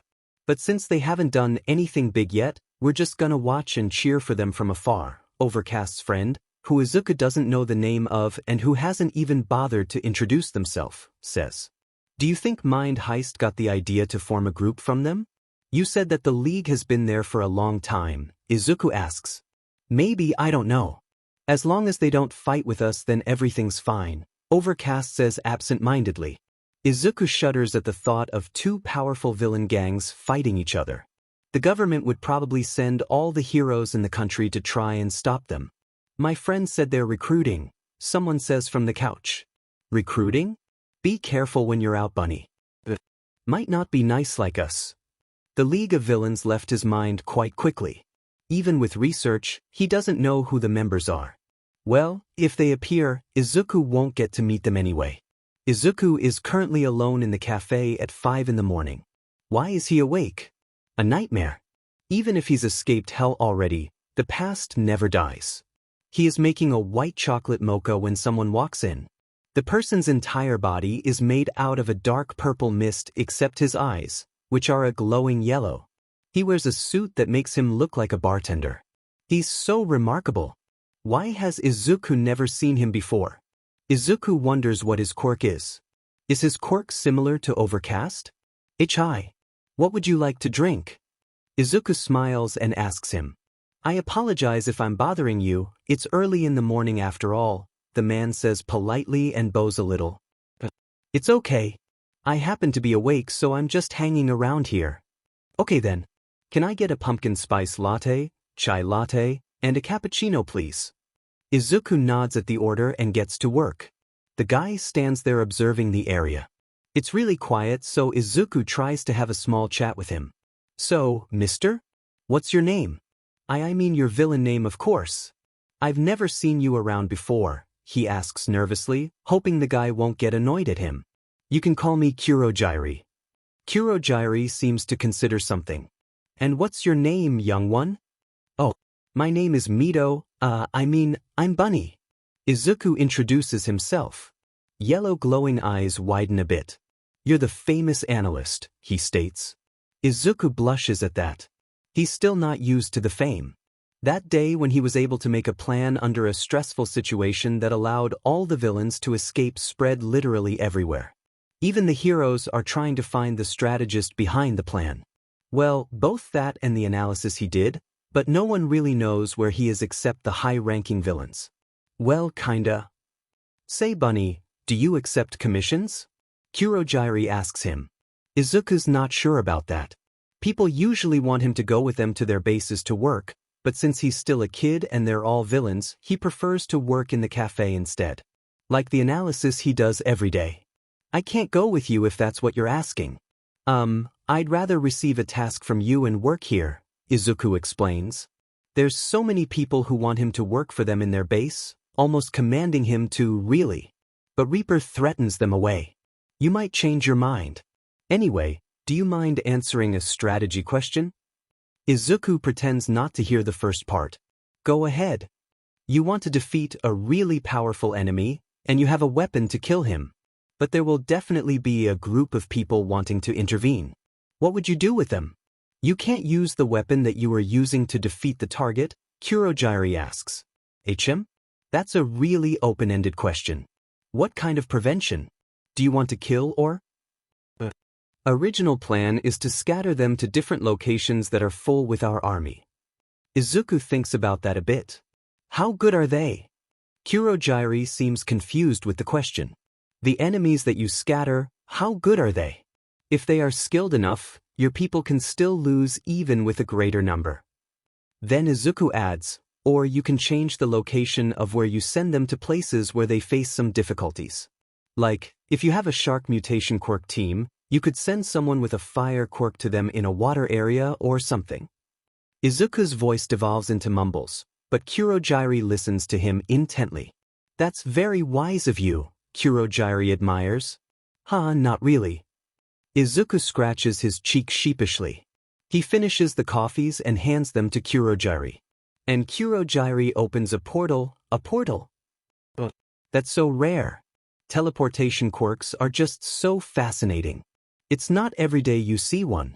Kurogyri grabs the coffee and puts it in the portal. He looks up to see Izuku watching him with stars in his eyes. Can I ask you some questions? Izuku blurts out. Sure. What is your quirk? Some kind of teleportation, right? What does it do? Wait, do you need exact coordinates? Or do you need only a clear image of a place? Since your entire body is your quirk, can you, warp yourself? Dissolve into the air? And dash. Kurogyri watches the boy in amusement. Bunny seems to enjoy talking about and analyzing quirks. He would probably get along like a house on fire with Master. It's been a long time since All for One had someone who's both intelligent and humble to talk to. He chuckles lightly. Calm down, child. My quirk is called Warp Gate. It's coordinate-based, so I need to know the exact location where I'm supposed to open the portal, he explains. Bunny pulls out his notebook and writes it all down. Kurogyri watches the boy fondly. He notices someone about to come in, so he says his goodbye. It's time for me to go. Have a nice day, Bunny. Kurogyri bows his head and leaves through his portal. Wow, Izuku must have saved the world in his past life to be able to see such a rare quirk in front of his eyes. It's probably a coincidence, but whenever Izuku wakes up early, Kurogyri comes in for the same order. He never comes when Izuku's awake at his usual time. Come to think about it, Kurogyri never appears when there's people in the cafe. Izuku decides to ask the other villains about him, and no one seems to know who the guy is. So he searches the quirk database from the commission website, but there's no information on him either. Today, Kurogyri opens a portal in the cafe, making Izuku jump. He usually just walks in. But the person that walks out is not Kurogyri. He has messy, grayish-blue hair, and there are hands, embalmed hands, all over different parts of his body. His bright red eyes peek through the hand on his face, staring at Izuku. The guy clears his throat. Whatever Kurogyari usually orders, his rough voice, like he hasn't talked for a long time, speaks up. All right. Izuku turns around to work on the coffees. He can feel the man's eyes boring into his back. He gulps nervously. Izuku glances back, but the guy looks away, focusing on the gaming console nearby instead. The man's eyes widen a little and he picks up the controller to examine it. He has his pinky raised, so a touch-based quirk? You have a PS5? The guy suddenly asks, making Izuku jump again. Red eyes blink at Izuku's antics and he lets out a short huff of laughter. That's why they called you Bunny. Yes. Izuku squeaks, answering both questions. They devolve back into silence. Izuku finishes the order and looks up to see the hand guy sitting on the floor, playing GTA 5. He almost calls for him, but suddenly Kurogyari's portal opens in the cafe and Kurogyari himself walks out. It seems like Tamura didn't cause you any problems, Kurogyari says while picking up the coffees. Yeah? Who is he? Izuku asks. His name is Shigaraki Tamura, and I'm his caretaker, Kurogyari answers and looks around the empty cafe. May I ask why nobody's here? Mind Heist requested most for a mission in Tokyo, and the rest are busy. So it's only me for the rest of the week. It was so sudden, the news of a rival group planning an attack on an important compound. They're really strong, so Mind Heist needed all the high ranks that were available. Dabi and Todoroki promised to stay with him after the entrance exam is done, but until then he's alone. Tamura can keep you company. He needs to socialize more and not stay in his room all day playing video games. Kurogyari complains, sounding like a worried dad. Thanks a lot, but I wouldn't like to bother you guys that much, Izuku says even as he considers his offer. The thing is, Shigaraki is a stranger, but he doesn't mind making more friends. Is he trusting people too easily? It's not a bother at all, Kurogyari insists. Then he adds, I have some quirks for you to analyze, I will pay you when you finish it. But Izuku's been really bored these last few days. See you around, come now Tamura. Kurogyari bows before turning to speak with Shigaraki. Fine. I finished a lot of missions for you Bunny, Shigaraki says while saving the game. Oh, thanks. Shigaraki walks past him to the portal, but turns around to pat his head with his pinky lifted. They both disappear through the warp gate. Izuku blinks confusedly at that. What a weird guy. He sighs and reads the quirks that Kurogyari just gave him. True to Kurogyari's words, he drops Shigaraki off at the cafe every day. But since they both have nothing to do, Izuku actually finished analyzing all the quirks that the Mist Man gave him. He and Shigaraki end up playing games all day. Shigaraki is good at every game, so he has to carry Izuku through all the levels. And Izuku pays him back by cooking some delicious homemade meals for them. The guy looks like he's been living on instant noodles and junk foods his whole life. And guess what? Eating and playing games together is a really good way to get to know each other. It's actually Izuku's charm, but of course he doesn't know that. Izuku finds that Shigaraki is a mentally unstable individual. He switches his mood quickly between being happy, excited, unhinged, and even angry at some points. He sometimes lashes out at Izuku, but when he notices his flinching, he tries to calm himself down. He actually reminds Izuku of Baku. But Shigaraki is easy to read, and Izuku knows what to say and do to not get on his nerves. Not like his ex-friend where the existence of Izuku was enough is PSS him off. So, stop thinking about him. A shout startles him out of his thoughts. Izuku is so glad that he bought Shigaraki a pair of art gloves. If not, the guy probably would have disintegrated all the controllers by now. Shigaraki, stop scratching your neck. Oh my god. You're bleeding. Izuku practically screams at the older man. That's a habit that Izuku's been trying to fix, but he thinks that it's an effect of his quirk. Wow, he feels like a babysitter. He doesn't even know why he's out in the middle of the night. After he and Tamura, first name basis, finished eating dinner, the other guy leaves, and Izuku finds himself with nothing to do. So he decides to go out for a walk. It's definitely his fault that he didn't look at the time, or where he's going, and now he's lost. He also just so happens to be wearing his jogging clothes, which is literally his villain outfit. And thanks to his incredibly good luck, he meets Eraserhead. He tries to run. Hero tries. But can he outrun a hero who's famous for quick captures? The answer is no, he can't. We meet again, kid, Eraserhead says when he stops in front of Izuku. He has Izuku trapped on a rooftop, blocking the fire escape and the exit door. Hi, he greets, but receives an unimpressed stare. I don't know if you're a villain or not, but every time I see you, you're either with a serial killer or running with the B-rank arsonist, Eraserhead sighs out. Whoa, he didn't know that Dabi is B-ranked. I'm technically not a villain? Why does that sound like a question? Technically. The hero narrows his eyes. Think Izuku, what can he do in this situation? He carefully looks around, trying to find a way out. Help me, Reaper. The second Eraserhead turns around, he opens Google to send his coordinates to Kurogyri. Wow, he feels like he's on Mission Impossible. When Eraserhead turns back, Izuku is in the process of jumping off the building into the swirling portal below and disappears, leaving the hero cursing after the loss of an important key to the villain world. Izuku lands hard on a polished wooden floor. He looks up to see Tamura snorting at him from a bar stool. Surprisingly, he isn't wearing his father today. Izuku rubs his chin lightly, hoping it won't bruise later. He's not familiar with the place he's in. Thought he would be brought back to the cafe, but he appears to be in a dimly lit bar. Where am I? He asks Kurogyri, who is wiping a glass behind the bar counter.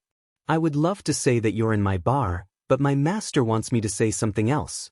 Which is, welcome to the League of Villains, Bunny. Tamura cuts in, grinning at him. Oh shit. Why you guys are the League? Izuku has been this close to the League this whole time? What do they want with him? We're truly sorry for not telling you our true motives. We wanted you to come to our hideout, which you said you wouldn't when I asked you last time. Tamura suggested kidnapping you, but that wouldn't gain your trust. Fortunately, you texted me, and we found our chance, Kurogyri explains. Izuku climbs on a stool to sit next to Tamura, processing everything. And why did you? I want you to join us, Tamura says seriously. You're very talented, and your analysis skill has blown my mind, Bunny. You would be a valuable asset. I really want you to be player 2 in my game. Izuku is absolutely ecstatic about the praises he receives. And isn't that alluring? But he knows he's not worth their time. They don't know the truth. That's nice of you to say, and thank you so much. But I'm also sure that you can find a person with an analysis or intelligence quirk to work for you. Izuku declines after a moment.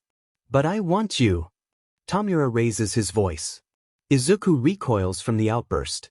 He can see Kurogyri looking at them with concern in the corner of his eyes. Izuku's eyes become watery as he holds back his tears. He can't stop what he's about to say. They need to know before they become disappointed in him. I am Q-quirkless Tamura. I can't be useful to you. The only reason I'm at that cafe is because Mind Heist just. I don't know. It's only my luck that he found me that day. He could have found other people and I wouldn't be here. He chokes back a sob. Nobody knows that he's quirkless except Mind Heist and Dabi. Izuku tries to wipe away the tears and braces himself for words that are laced with disgust. Or a portal under his feet to drop him into an ocean. Anything. But instead, Izuku feels someone wrap their arms around him and whisper in his ear. Hey, it's okay, Bunny. Listen to me, okay? Did I say anything about your quirk at all? I'm always talking about you. I'm praising your skill, your brain. No quirk can replace you. Got it? I'm not some idiot who judges people by their quirks. Izuku pulls back to look Tamura in the eyes. To find some lie or pity in them. He instead meets a sincere expression that he's never seen before. Alright, I'm sorry for doubting you, Izuku whispers. But can I think about this first? Fine, Tamura says with dissatisfaction, but lacking any bite. Sensei said to be patient if you want something. I can wait for you as long as you join. Sensei? Izuku asks. Is Sensei the same person as Kurogyri's master? That would be me, a voice that screams, obey me or you die, speaks up from the small screen on the bar counter. Izuku stiffens. Tamura also becomes quiet. Kurogyri, send him here, the voice orders. A portal appears in front of him. Izuku has to stop himself from crying again from fear and slowly walk through the portal. Please don't kill him, sensei, Tamura pleads. Of course, the voice chuckles. Izuku comes out of the portal to find himself in another dimly lit room. He can hear some kind of medical equipment running. Then his eyes drift to the only person in the room. He's massive, almost as big as All Might, and he's wearing a black expensive suit. There are various tubes coming out of his throat that connect to the machine beside him. And half of his face is covered with scar tissue. Come closer to me, bunny, a powerful voice calls. Izuku slowly walks to him. He can't stop the subtle shaking of his body. You don't need to be scared, little bunny. Or should I call you little Izuku instead? He jolts in fear and surprise. How does he know his name? Anything is fine, sir. My, how polite of you. Let me introduce myself. My name is All for One, but I prefer to be called Sensei. What the F dash? All for One. Izuku blurts out, but quickly clamps his mouth shut. Oh, you know me? All for One asks in interest. I read about you before. The power to give and take quirks. And, I thought you weren't real? Well, I'm real and alive. But we can talk about that later. What does he mean by later? You're a great influence to my successor, Tamura. When he comes back from your daily meetings, he always has something interesting to talk to me about. He's somewhat more mature, thinking more before doing anything. And he has many more good traits that he didn't have before he met you. Izuku nods slowly. I can't force you to join the league. I can't bribe you with a quirk either. How did he? I have a quirk for that. Oh shit. Again, you can do whatever you want. But please, stay by Tamura's side so he can grow to be a great leader. I can do that. Izuku agrees quietly. Of course you can.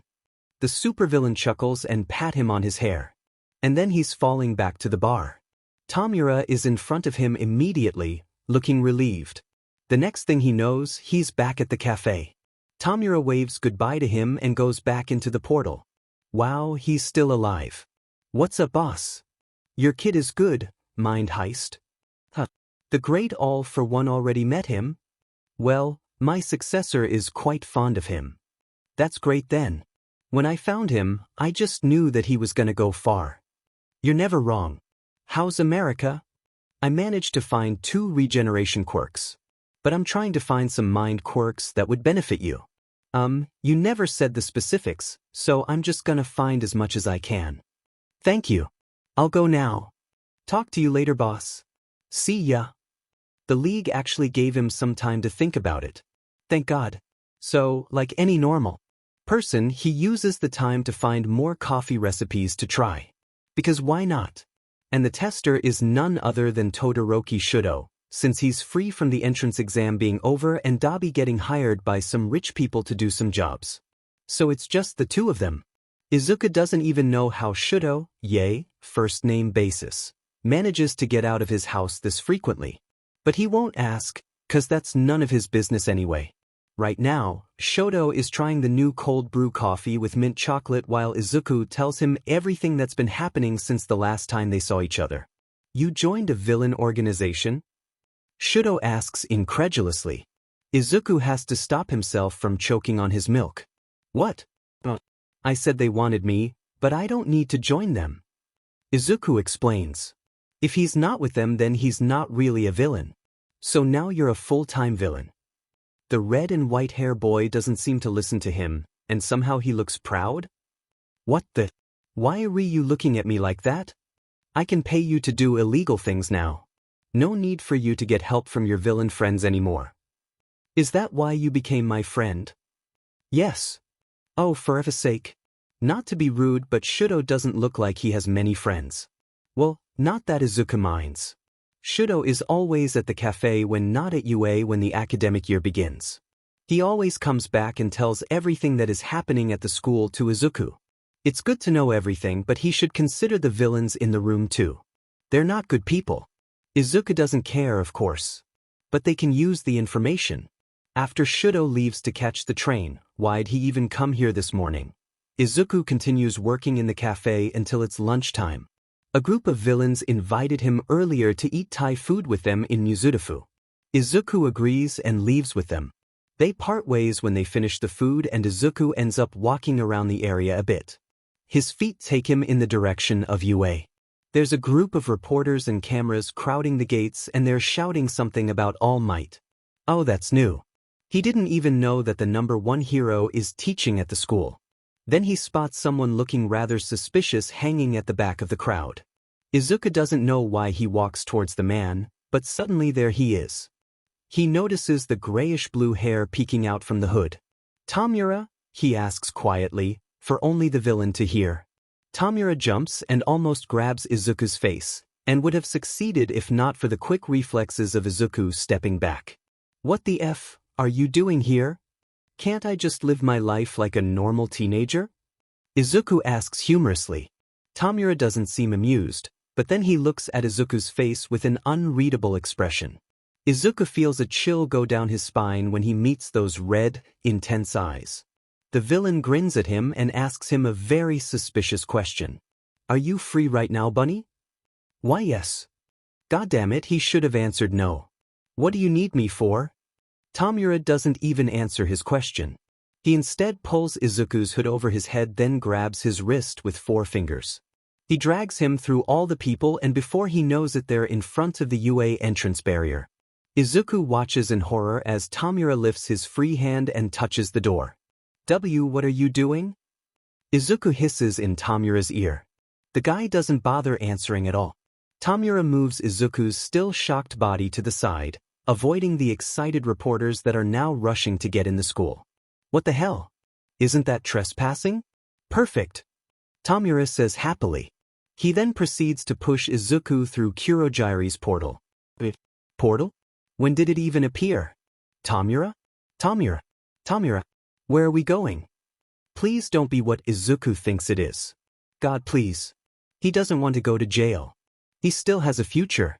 Tamura ignores him. When they walk out of the portal, Izuku isn't disappointed. They're in a hallway. FINGUA hallway. They going to FING die. Goodbye Mind Heist's lovely cafe, we've been through a lot. Tamura just looks at him and snorts. He hears the school alarm go off and some chaos coming from the other direction. Come on, we need to hurry before the teachers come back. Tamura lets go of his wrist and opens the door of the nearest room. Izuku looks at the door's plaque and sees it reads, Teacher's Room. Izuku runs to catch up with him while observing the huge room. He can spot some of the teachers' desks. Present Mike, Cementos, Snipe, Eraserhead. He's a teacher. Tamura isn't interested in Izuku's astonishment. He's putting on gloves and carefully searching for something on the underground hero's desk. What are you doing? Izuku asks once again, hoping Tamura would finally answer after disregarding all his previous questions. Tamura doesn't look up and continues on to the desk's drawers. Since you've been busy at your cafe, we've been planning an attack on UA. Actually, it's more of a plan to kill All Might, but you know that already. Izuku hasn't had the time to visit them. And now you're looking for? The hero class schedule. Right. Tamura needs to know when the perfect time to strike is. Should he tell Shudo about this? He's not really a villain, but he doesn't care about his classmates that much either. Welp, Tamura doesn't even know that there's a hero student living in the cafe and that they come to play games almost every day. Izuku's not gonna tell either of them then. If you've finished standing there, would you mind helping me find it? Tamura scoffs. Sorry. Izuku squeaks. He quickly walks to the drawer cabinet. Tamura throws him a pair of gloves before continuing looking through the folder in his hands. After what feels like an hour passing, but is only a few minutes, he hears a growl of frustration from the man next to him. Where the F is this sheet? You're too loud. Izuku whispers. The alarm. Sound is already gone, and Izuku is feeling increasingly anxious that someone will come in at any moment. Yes, any moment. That moment becomes, unfortunately, now. What are you guys doing? A cold voice says up from the door. Both he and Tamura freeze. Neither dares to move. They could call Kurogyri, but they don't know the person's quirk. What if he's quicker than Tamura's skill to type quickly on his phone? Izuku, who resigns to his fate, turns around slowly. Okay, think of something not too stupid to say, Izuku. We're turning in our homework? They aren't even wearing the school uniform. Izuku practically drops to the floor and sighs in relief when he sees who the voice belongs to. He quickly pulls off his hood before the guy loses his patience and walks away to call a teacher.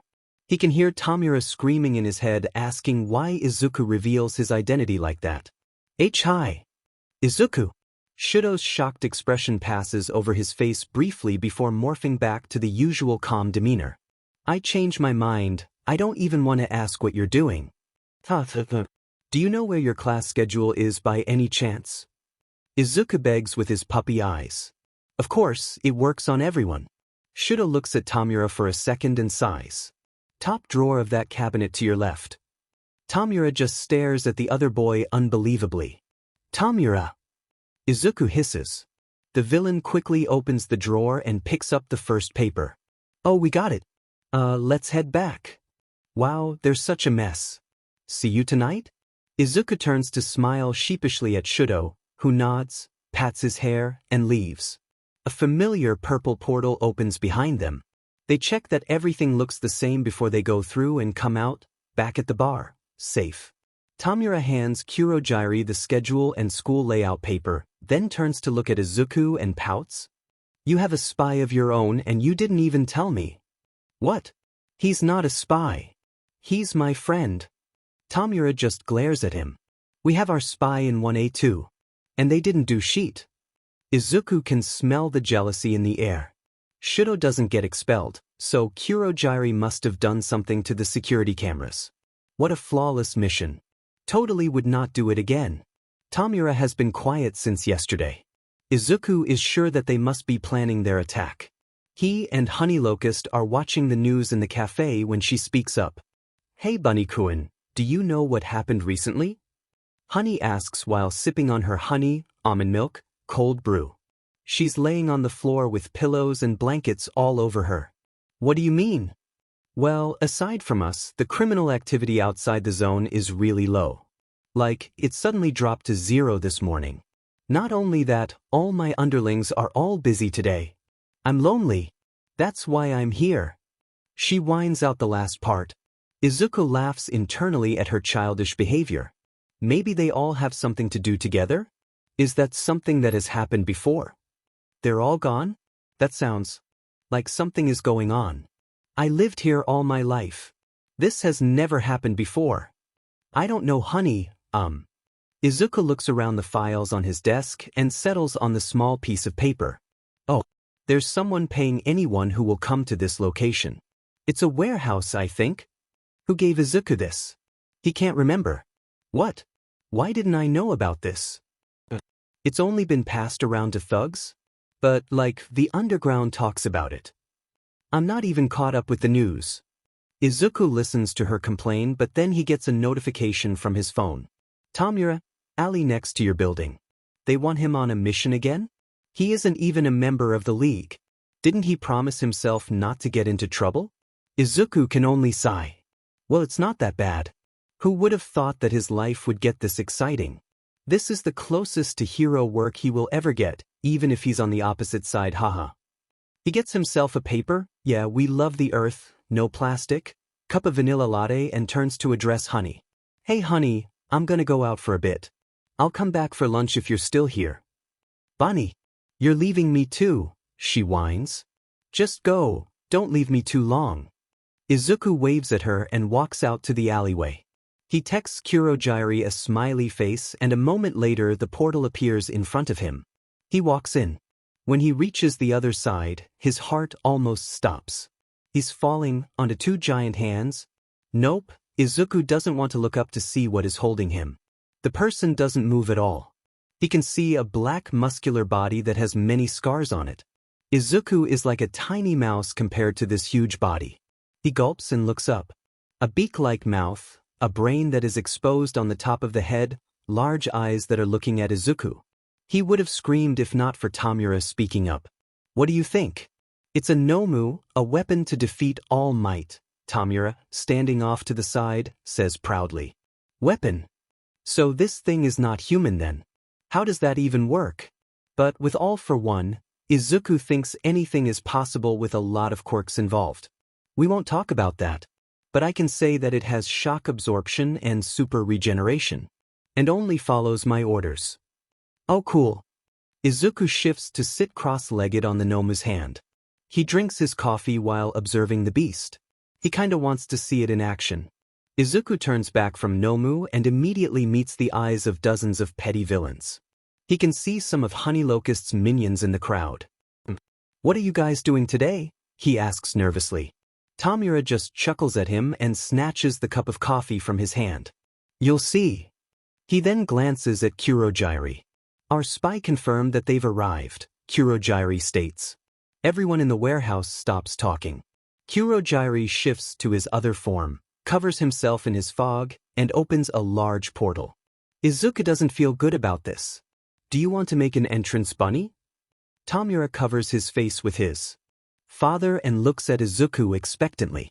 And no. Oh God, don't do something stupid please. He grins at Izuku mischievously. Oh no. Nomu lift him up. Gently. Nomu obeys and holds him on the sides of his torso, then lifts him up in the air, leaving his feet hanging. Izuku shuts his eyes. This is scary. What the F, Tamura? Help! He screams and squirms in the large hand that locks him in place. He can hear a lot of people trying to hold back laughter as they all go through the portal. Wow guys. Thanks a lot. But then he hears Tamura's serious voice speak up. All Might isn't here? What?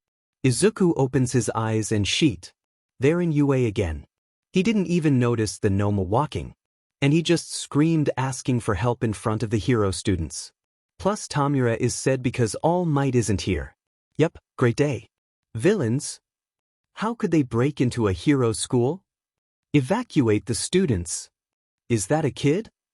They have someone hostage. Is that a Lion King reference? This isn't the time, Kaminari. What the hell? Use your quirk to contact the school. There's chaos up there. He glances at Tamura, and the guy is scratching his neck again. Izuku sighs. Alright, he will become bunny. Only this time for them. Shigaraki Tamura, calm down. Tamura glares at him, but, well, at least he's listening. Alright, since your target is not here, you either retreat or you continue. You're already able to break into a prestigious hero school, and that's an achievement for new villains like you. But do you want to fight them? No need to panic, Tamura. Tamura takes a deep breath, sips Izuku's coffee, and regains his composure. Fine. I wonder if he'll come if we kill some kids. That's not what Izuku means, but guess that works too. With Izuku high up in the air, he can see Eraserhead jumping down to fight the villains. He's probably trying to buy some time for the students to leave. Tamura sees that too. Kurogyri. The man disappears in a matter of seconds.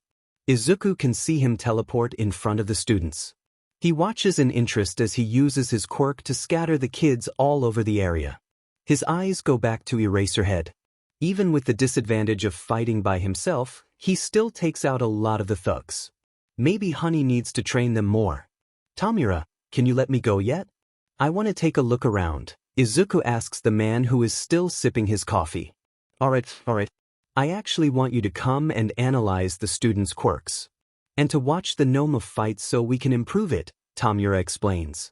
Nomu let him down. Nomu suddenly drops him, and he lands on his butt. Oops, forget to order him to be gentle, Tamura says while trying to stop himself from laughing. Wow, thanks, Mr. League of Villains leader, Izuku deadpants. He sits up and looks for familiar red and white hair. He can see Bakugu at the ruin zone, but effed him, Izuku doesn't care about the blonde anymore. He finally sees Shudo at the landslide zone after looking for A. But after seeing the boy is fine, Izuku decides to go to the control center so he can fully observe all the quirks. Since Tamura didn't tell him to bring his notebook, his phone will have to do the work instead. He quickly types what he sees on the security screens into the Notes app. He watches the wind quirk guy use his quirk to send the frog girl and ball head boy to the shore of the water zone. That's a really powerful quirk. Most of the villains definitely will have a tough time fighting him. He sits there for a while, when suddenly he hears a loud scream from the central plaza. Oh, Eraserhead. That's a lot of blood. Erasure probably doesn't work on Nomu. Tamura is still monologuing. Maybe he should help the hero, he's a good one. Izuku walks out when Kurogiri comes back. One of them got away. Kurogiri. Oh no. Whatever. It's game over. Let's just go home. We can't fight all the pros. Tamura disintegrates the cup in his hand and his eyes meet Izuku, but then he turns to the students that hide by the water. But let's destroy his dignity first. I wonder what All Might will think if the symbol of peace lets some kids die. Tamura is going to kill them. Before Izuku can do something, Eraserhead uses his quirk and the Nomu would have smashed him to the ground again if not for Izuku catching Tamura's eyes. The Nomu is instead told to fight the Wind Kid. Izuku can't intervene, not with the howling wind that has picked up, so he chooses to help Eraserhead. Izuku runs to the underground hero that's slowly bleeding out on the ground. Thank God he's still breathing. The hero is too heavy for Izuku to carry, so Izuku lets Eraserhead lean on his shoulder as Izuku drags him away. Luckily, Shudo, who managed to clear his zone all by himself, is now walking towards Izuku. Hey, your teacher is hurt, he shouts at his friend. Thanks, Aizu. Izuku's eyes widen in panic.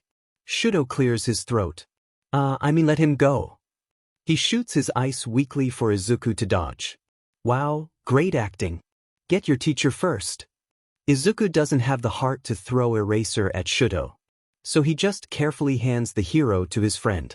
Shudo just stares at him like, are you serious? I'm gonna go now. Bye. He steps to the side to avoid Shudo's ice again. But before he runs back, All Might bursts through the main entrance. But lucky him again, All Might sees that Eraserhead is with Shudo, so he goes straight to Nomu.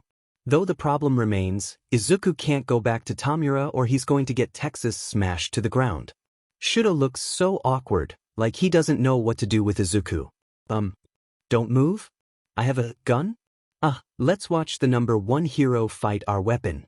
Is Izuku improvising? Of course.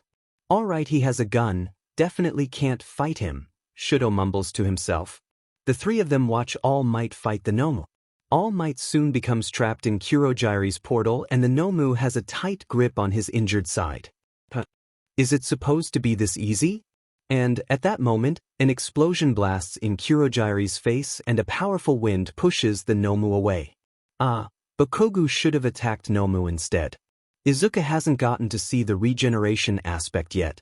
Kurogiri gets pinned down by Bokogu, making Izuku frown. But Izuku can't do anything anyway. Tamura could think of a way out himself. Then a gruff voice speaks up. It's you again, kid, Eraserhead finally speaks up. Then he proceeds to cough out some blood. Why are you helping me? I don't? Todoroki helped you. I'm holding you guys hostage? Well, technically not. I just want to watch the fight safely, which is easier to do over here. The struggle here is real, guys. I saw you running to me. More blood soaks Shudo clothes. Oh my god, Eraserhead. Stop talking. You're gonna bleed to death. Izuku screams at the hero. Why does the school take so long to arrive? He turns to All Might and Demon. He really lives up to his name. He turns back to Eraserhead, who's watching him like a hawk. Plus Ultra. All Might shouts and sends the Nomu flying through the roof of the facility. Guess that's a sign to retreat. Izuku waves at Shuto and Eraser, then runs to Kurogiri, who stands to the side. There you are. I'm starting to worry when I don't see you. Kurogiri's mist flows out to hide Izuku from sight. He can see Tamura and All Might saying something to each other, and he can also see the smoke coming out of All Might's body. Oh, just like that day on the rooftop. Izuku tenses when he notices that Tamura's going to go for All Might. He can also spot all the pro heroes from UA that are arriving. Izuku runs. Before Tamura can move an inch forward, Izuku pulls his shirt back, which results in the villain stumbling and knocking Izuku to the ground. What are you doing? Tamura snarls. Suddenly, a couple of bullets shoot past his back. Oh. Yeah. I'll kill you next time, All Might. Tamura shouts at the hero before quickly disappearing into the portal. Izuku follows, but before he steps through, he turns around to look at All Might once more. The hero is now in his skinny form. All Might looks at Izuku in horror. He doesn't seem to recognize Izuku with his hood over his hair. Izuku smiles at All Might before he turns around and leaves. F is the only word that comes to Toshinori's mind the moment he meets the villain's eyes. How is he supposed to tell Naomasa that? Hey, so I'm so careless and I let one of the villains see my true form. What is wrong with you, Yagi Toshinori? Aizawa Shoyuta slowly opens his eyes to the white ceiling of the hospital.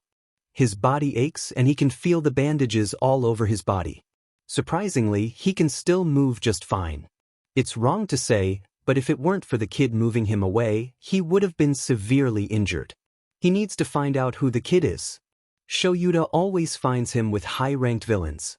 But the kid never does anything that is considered villainous activity. He's just there watching the others do the work. He sighs. What a problem, child. He then notices the smell of coffee lingering in the air. They allowed visitors already? Can't be. He carefully sits up and spots a cup of coffee on the bedside table. There's a note beside it. I'm so sorry that they hurt you, sad face. I hope you get better soon. I'm a barista, so I made the coffee myself. It's good and doesn't have any poison, I swear.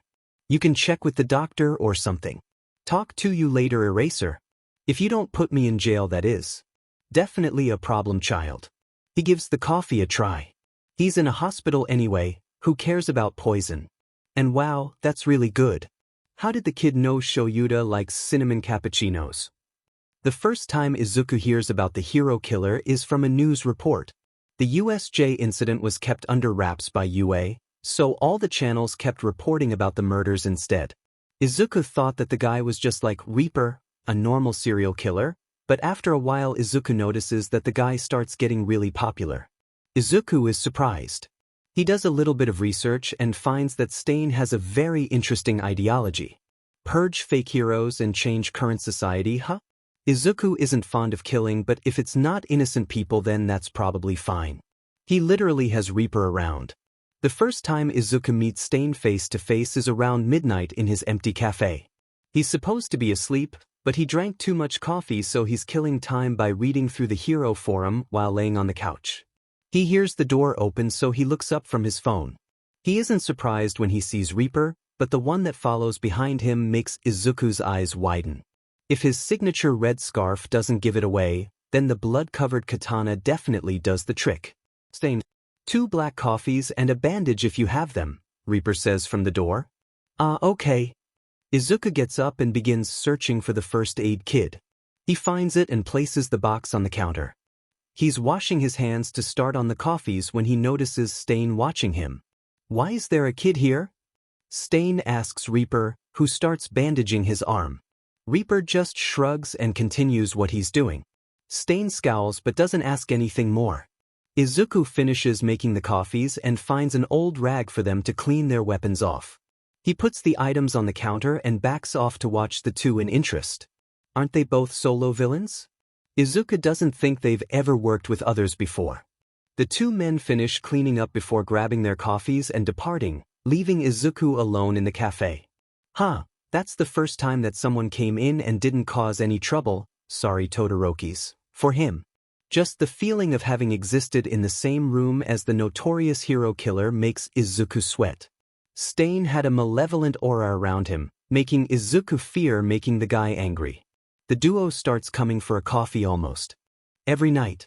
And Izuku sees the news on his phone about each dead hero that pops up every night right before the two come into the cafe. Yes, the blood on the floor that Izuku has to clean up is a hero's blood. If the two continue like this, hero society is gonna crumble because they're too low on heroes.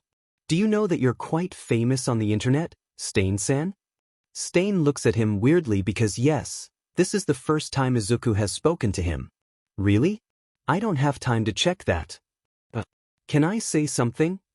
Izuku asked nervously, fiddling with the straw of his drink. Go on. You're influential in some ways. Like, They kinda admire you for taking down the fake heroes?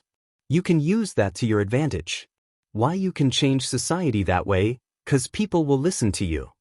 Izuku glances at the man and he seems interested in what Izuku is trying to say. But, you and Reaper have just been killing random heroes recently.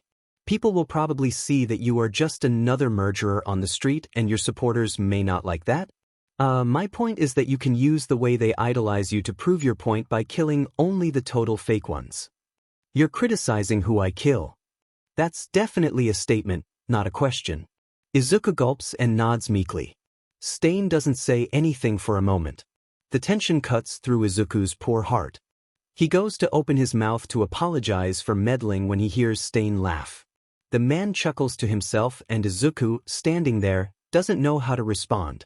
What an interesting kid you are, Stain muses. Izuku blushes in embarrassment and goes back to his analysis work. They don't talk anymore afterwards, but Stain reads over his shoulder the weaknesses of the hero Izuku is currently analyzing. After a while, Stain and Reaper leave like they always do. Izuku feels like he should get an achievement for talking to the man.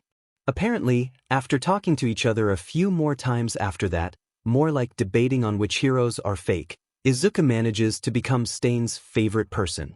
At least that's according to Reaper, who says that the guy won't shut up about Izuku's opinion on society. Should he be grateful? Because he was up late talking to the hero killer yesterday, Izuku wakes up late. The sunlight passes through the curtain and shines directly on his face. He groans and turns to see the time on his phone. It's almost noon. He quickly runs into the bathroom, then jumps down the stairs into the cafe. He finds Dabi. He's back. And two strangers trying to keep the villains from barging to the second floor to wake Izuku up. Oh my god, guys. I'm so sorry. Izuku squeaks and quickly slips through the crowd to get to his place behind the counter. He spends almost an hour making large amounts of coffee after that. This definitely teaches him a lesson to set an alarm before he goes to bed. When he finishes the last order, Izuku sighs and stretches his arms a bit. While cleaning up, he's distracted enough that he doesn't notice that one of the strangers that had been with Dabi was creeping up behind him, or the object they're holding glints slightly, about to strike down. But what he does notice is the sudden, panicked screaming of a girl's name. His instincts make him pick up the gun hidden under the counter. In a matter of seconds, he's holding the gun to the would-be attacker's blonde head and a lizard-looking guy is clutching said girl's hand which still has a knife. Dabi, who comes running out of the kitchen, pales at the sight of all the villains in the room standing and pointing their weapons or summoning their quirk, ready to charge at the girl. Dabi clears his throat nervously. Please put down your sheet. She's with me. He glances at Izuku. My name is Toga Himiko. She smiles widely, showing her sharp teeth. Izuku carefully puts down his gun and signals the other people to sit back down. They obey, but don't take their attention off of them. Toga, still grinning at him, finally puts away her knife. Izuku sees Dabi sigh and quickly walks towards them. Yo kid, I met them at work. I was leaving but then they followed me. Dabi says, irritated. Come on Dabi. We missed you. The girl hops over to Dabi but he just glares at her. More like you missed him and I got dragged here, the lizard guy mumbles. He then notices Izuku looking at them. Sorry for intruding. You can call me Spinner. Spinner scratches his cheeks in embarrassment. Alright. What is he supposed to do with them? Toga is just like that, by the way. She didn't mean to attack you or anything, Dabi says before going back to the kitchen. He must have missed cooking there. What's he doing in there? What's your name? You look like my crush, since you're both cute. And you're gonna look cuter covered in blood. Isn't that disturbing? Toga bounces back to Izuku and shoots tons of questions at his face. He sees Spinner facepalm next to her. I'm Bunny, Izuku answers, ignoring the other questions as he turns around to make a coffee for a villain that just walked in. Why do you guys use aliases? That's so not cool, she pouts, leaning over the counter. Do you two want anything? Dabi might be making you guys lunch, so you either can go help him or just don't bother me. Wow, that's rude, Izuku. I mean, not that I don't welcome you guys, but I got work to do. Yes, Let's not annoy him, Toga dash.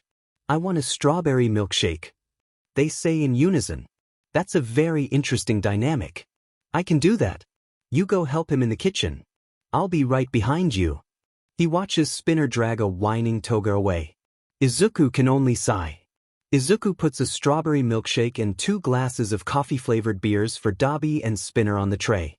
He then walks into the kitchen, getting blasted by the wonderful smell of garlic fried rice. He sets down the drinks and watches the two try to help Dabi. Who would have thought that Dabi would come back with some friends? Even if he's in denial, Izuku knows that he's a loner. He wouldn't let them in if he doesn't trust them, even though one of them tried to kill him to form a friendship. Dabi, there's wagyu in the fridge. I think it'll go well with the fried rice, Izuku suggests, heading to the fridge.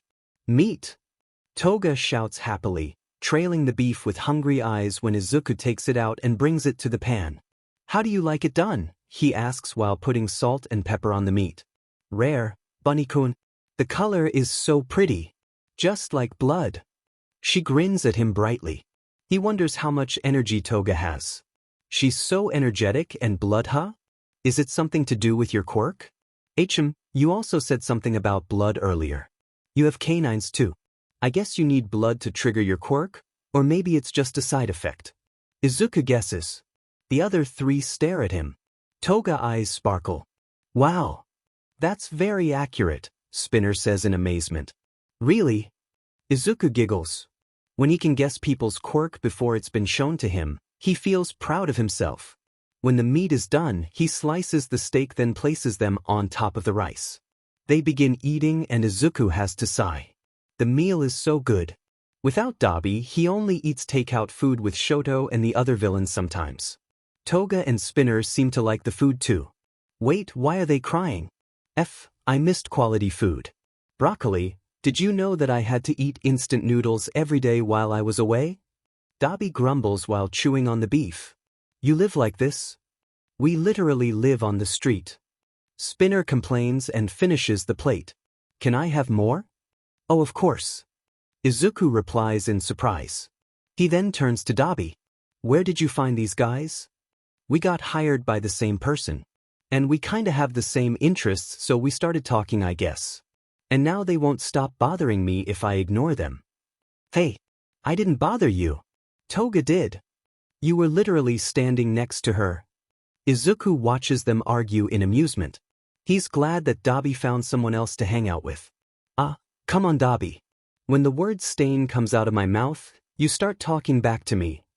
Toga smiles at the fire user. I'm not Dash. Just admit that you're a fan, dude. Well, hold on.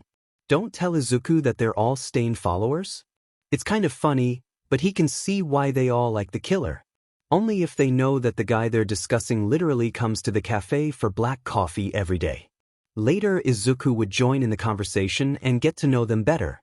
He may not realize it, but his new family is growing bigger every day.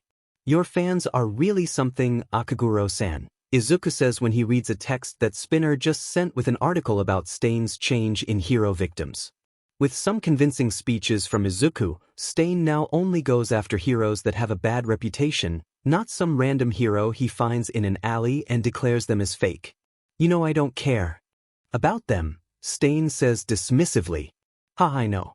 But he kinda lives with me, and his friends are also gushing over you. Toga learned your knife skills and Spinner's costume is just a cosplay of you. He then tells the killer all about the 3 fans Izuku knows and sees every day. Do your friends even know you talk about them behind their back? Stain asks in amusement after Izuku finishes his story. They don't even know you're here. Maybe you should have a fan meet or something, Izuku muses. Why would I do that? I'm just kidding. But consider Dash. We're back, Izuku-an. Oh shit. He thought they would be back tomorrow? Stain doesn't look interested in leaving. Guess this is their lucky day then. Even though they're all villains, Stain is very hard to catch. He never really associates with other people. They only see a glimpse of him, then he's gone. Which is why the 3 of them freeze at the door when they see who Izuku is currently talking to. Izuku, who's wiping blood off Stain's katana, waves at them from the stool he's sitting on. Spinner is the one who breaks the silence. Is that a stain? His finger trembles slightly when he points at his idol. Toga looks like she's about to jump or throw a knife at Stain, but she holds herself back. She couldn't look happier. Dabi just gapes at Izuku. Izuku smiles innocently at them. Hee hee, welcome back guys. Oh my god. Can I scream? Stain. I think I'm gonna cry. Am I dreaming right now? Can you stab me, Toga? Izuku bursts out laughing and Stain snickers quietly. Here are your fans, Stain. Time to be a good idol. Izuku smirks at the killer. Stain sighs as the group tries to regain their composure and confidence. But once they do, they talk seriously about his ideology and how it inspires them.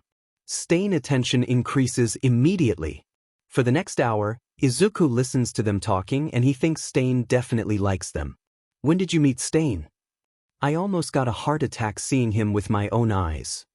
I knew him before I knew Toga and Spinner. And you let me fanboy over him, then you go and tell the guy? Why not? You broccoli. Stain seems full of pride talking with the younger generation to change the current society. Good for him. Stain even agrees to spar with Toga, and the two boys go with them to watch. That leaves Izuku with Overcast and Umbra who just came back from the south. But they then give Izuku a gift. You got me a UA Sports Festival ticket? Izuku can't help but jump in excitement. Overcast chuckles at him. Don't ask how I got it though, it's a secret, bunny. Overcast hands him the tickets and stands up to grab his iced Americano. See ya later. He then leaves with Umbra to do some business. Not only does Izuku get to see so many quirks, he gets to cheer on Shudo too. Maybe he can surprise Shudo. They don't hang out much lately because Endeavor wants to train him to win the tournament. Him. Izuku wants him gone from his friend's life. Hopefully he can find Endeavor and prank him. Should he bring someone with him? All his other friends are well-known and wanted criminals. Guess he's going alone then. No one has seen Tamura without the hands. Maybe Izuku can ask the guy. He needs to tell Stain that he can't go on patrol with him. Just then the man walks in. Perfect timing. I can't go with you tomorrow, Izuku says while making him his usual coffee. That's fine, you can go with me anytime, kid. Izuku would regret his decision to not go with Stain later, but hey, Shudo is important to him too. Izuku should have expected this, but come on. It's not that bad. Tamura is just overreacting. What's wrong with going to UA again, but this time legally? And no one would even recognize him. He could just wear a cap and a mask and bomb. A normal civilian who's lucky to get their hands on sports festival tickets. Please, Tamura. You're not gonna get caught. And you have Kurogyri. Izuku tries to assure him. The guy glares at him and goes back to fishing in Animal Crossing. Izuku pouts and pays attention to the drinks in his hand instead. Not only is he good at making alcoholic drinks, but Kurogyri actually makes a good milkshake. He should ask for some recipes later. Tamura glances at him and speaks suddenly. Sensei, what do you think? It seems like All for One listens to them all the time, because he replies immediately. I see no harm in going, Tamura. You can practice on your disguising skill for future undercover missions, the supervillain states. And if his authority already suggests it, of course Tamura can't do anything but follow. Fine, Tamura huffs. When is it? Today. Izuku says enthusiastically. You gotta be kidding me. I want to FNG die, Tamura says, hands twitching. Izuku puts a bandage on the older man's neck so he wouldn't scratch it. You're exaggerating. It's not that bad, you look good in his colors. Said color is an All Might hoodie, matching with Izuku. No one would bat an eye at two teenagers wearing the #1 hero's colors. Even though Tamura almost disintegrated the other one with All Might's face on it, Izuku managed to make him wear this one which was only All Might color themed. They're already inside the school. He remembers Shoto saying that they will increase their security after the League of Villains invaded USJ, which is definitely not true. He sees various heroes hanging around the stadium, but the school only has 3 security guards at the gate. But enough of that, Izuku doesn't really care. Now he's dragging Tamura around to different food booths. Tamura complains all the way, but Izuku knows that the guy loves to hang out with him. After grabbing tons of food, they decide to find their seats in the stadium. There's so many people. Is this half of Japan? People love seeing kids beating each other up, huh? And how did Overcast even manage to buy them front row seats? You're mumbling, Tamura says while eating his teriyaki. Wadash. Welcome to UA Sports Festival. Geez, present Mike is so loud. Is he using his quirk? Tamura shouts at him. Talking normally definitely wouldn't be heard over the blonde's booming voice. I think he's just this loud. Izuku shouts back. They obviously will need some honey lemon tea for the sore throat they're bound to get after this. Hero Course Class 1A. The class walks out into the field. The stands are screaming and cheering at the kids. People are excited to see the class that survived a villain attack. He can spot Shudo, but his friend can't see him. Izuku ignores what Bakugu says into the mic for his speech and eats his okonomiyaki instead. He looks up when Midnight announces the first event, which is an obstacle race. Okay, time to predict what will happen. Shudo will freeze the entire floor and then dash. Oi, don't give me spoilers. I'm sure you can tell me exactly what happens during the entire event, Tamura murmurs and pokes Izuku's cheek. Izuku blushes at that. What Tamura said is undeniably a compliment. Sensei once told him that his analysis skill can expand into predictions if quirks are involved. Like, if he analyzes a person's quirk for a long enough time, he can guess which moves they'll use without even needing to see them first. Which is really cool. Back to the race, the school must have spent a lot of money on this festival. There's like 10 giant robots on that course. And is that a minefield? Izuku watches in excitement the whole time while Tamura finishes all the food. Is it that boring? Isn't the villain supposed to be observing the kids? Izuku remembers vaguely that he plans to do something with Class 1A again. But whatever. He's just here enjoying the moments that Shudo is in first place, which is all the time. Izuku decides that Endeavor would be better off dead. When he sees Shudo's distressed expression, he just wants to trip the man or maybe drop a bucket of water on him or something. He can't do anything too extreme, he really doesn't want to get in trouble. And if Izuku wants something, he's gonna get it. With the power of technology, he's able to locate the exact location above Endeavor's head. The man is still shouting something in his friend's face. So Izuku texts Kurogiri to prepare a bucket of water with a lot of ice in it. But wait, this is just like an ice bucket challenge. When the text is sent, he tries to catch Shudo's attention from his spot behind a water dispenser. Shudo probably wouldn't read his text. What if he jumps up and down and waves at him? Wow, that sounds stupid. But it works. Shudo stares at him with wide eyes briefly before quickly turning back to his father so it doesn't look suspicious. Kurogiri, the kind man he is, doesn't ask questions and does what Izuku tells him to do. He can see the moment Shudo's eyes widen again when he spots the familiar portal opening above his father's head. The cold water gets poured on the fire hero and it puts out the fire. On his entire outfit. Endeavor stills. And Izuku chooses that moment to dash in, picks up Shudo bridal style, and get the F out of there as quickly as possible. When did he even get this strong to be able to lift his friend? Shudo! Endeavor screams in rage behind them. But Izuku doesn't look back and instead finds a place to hide. Which ends up being a restroom stall. But he's panting heavily and trying to catch his breath. He feels someone tap his shoulder, and he looks to his left to see Shudo blinking at him. Right, he forgot he was still carrying his friend. Izuku puts Shudo down and looks at him attentively. You okay? I'm fine. Shudo doesn't meet his eyes. Izuku really wants to say something to cheer him up, but he hears Present Mike announcing the third round event. He sighs. Then he figures something out. Izuku's arms wrap around Shudo suddenly, making the guy stiffen. He then relaxes slightly. What are you doing? I'm giving you a hug. Come on. Hug me back. Izuku whines. But Shudo just looks at him in confusion. Have you ever been, hugged? No. But tragic life for real. Great. I'm your first then. Now hug. And you gotta go beat the shit out of everyone. Izuku hugs him tightly and Shudo gives in. He buries his face in Izuku's fluffy hair and Izuku pats his back lightly. Remember what I said? It's your power, right? Shudo nods meekly. Yeah, they're just two teenagers hugging each other in a school restroom. Not weird at all. Where have you been? Tamura asks when Izuku comes back with 2 cups of coffee. It's actually only for pro heroes, but just like he said, this school's security SEKS. He ran in the room, grabbed the coffee, then left without any problems. He hands one of the cups to the villain and takes a gulp from his own. Oh, it's disgusting. Is this coffee that bad, or is my tongue just used to your high-quality, delicious coffee you make? Tamura stares at the cup in distaste.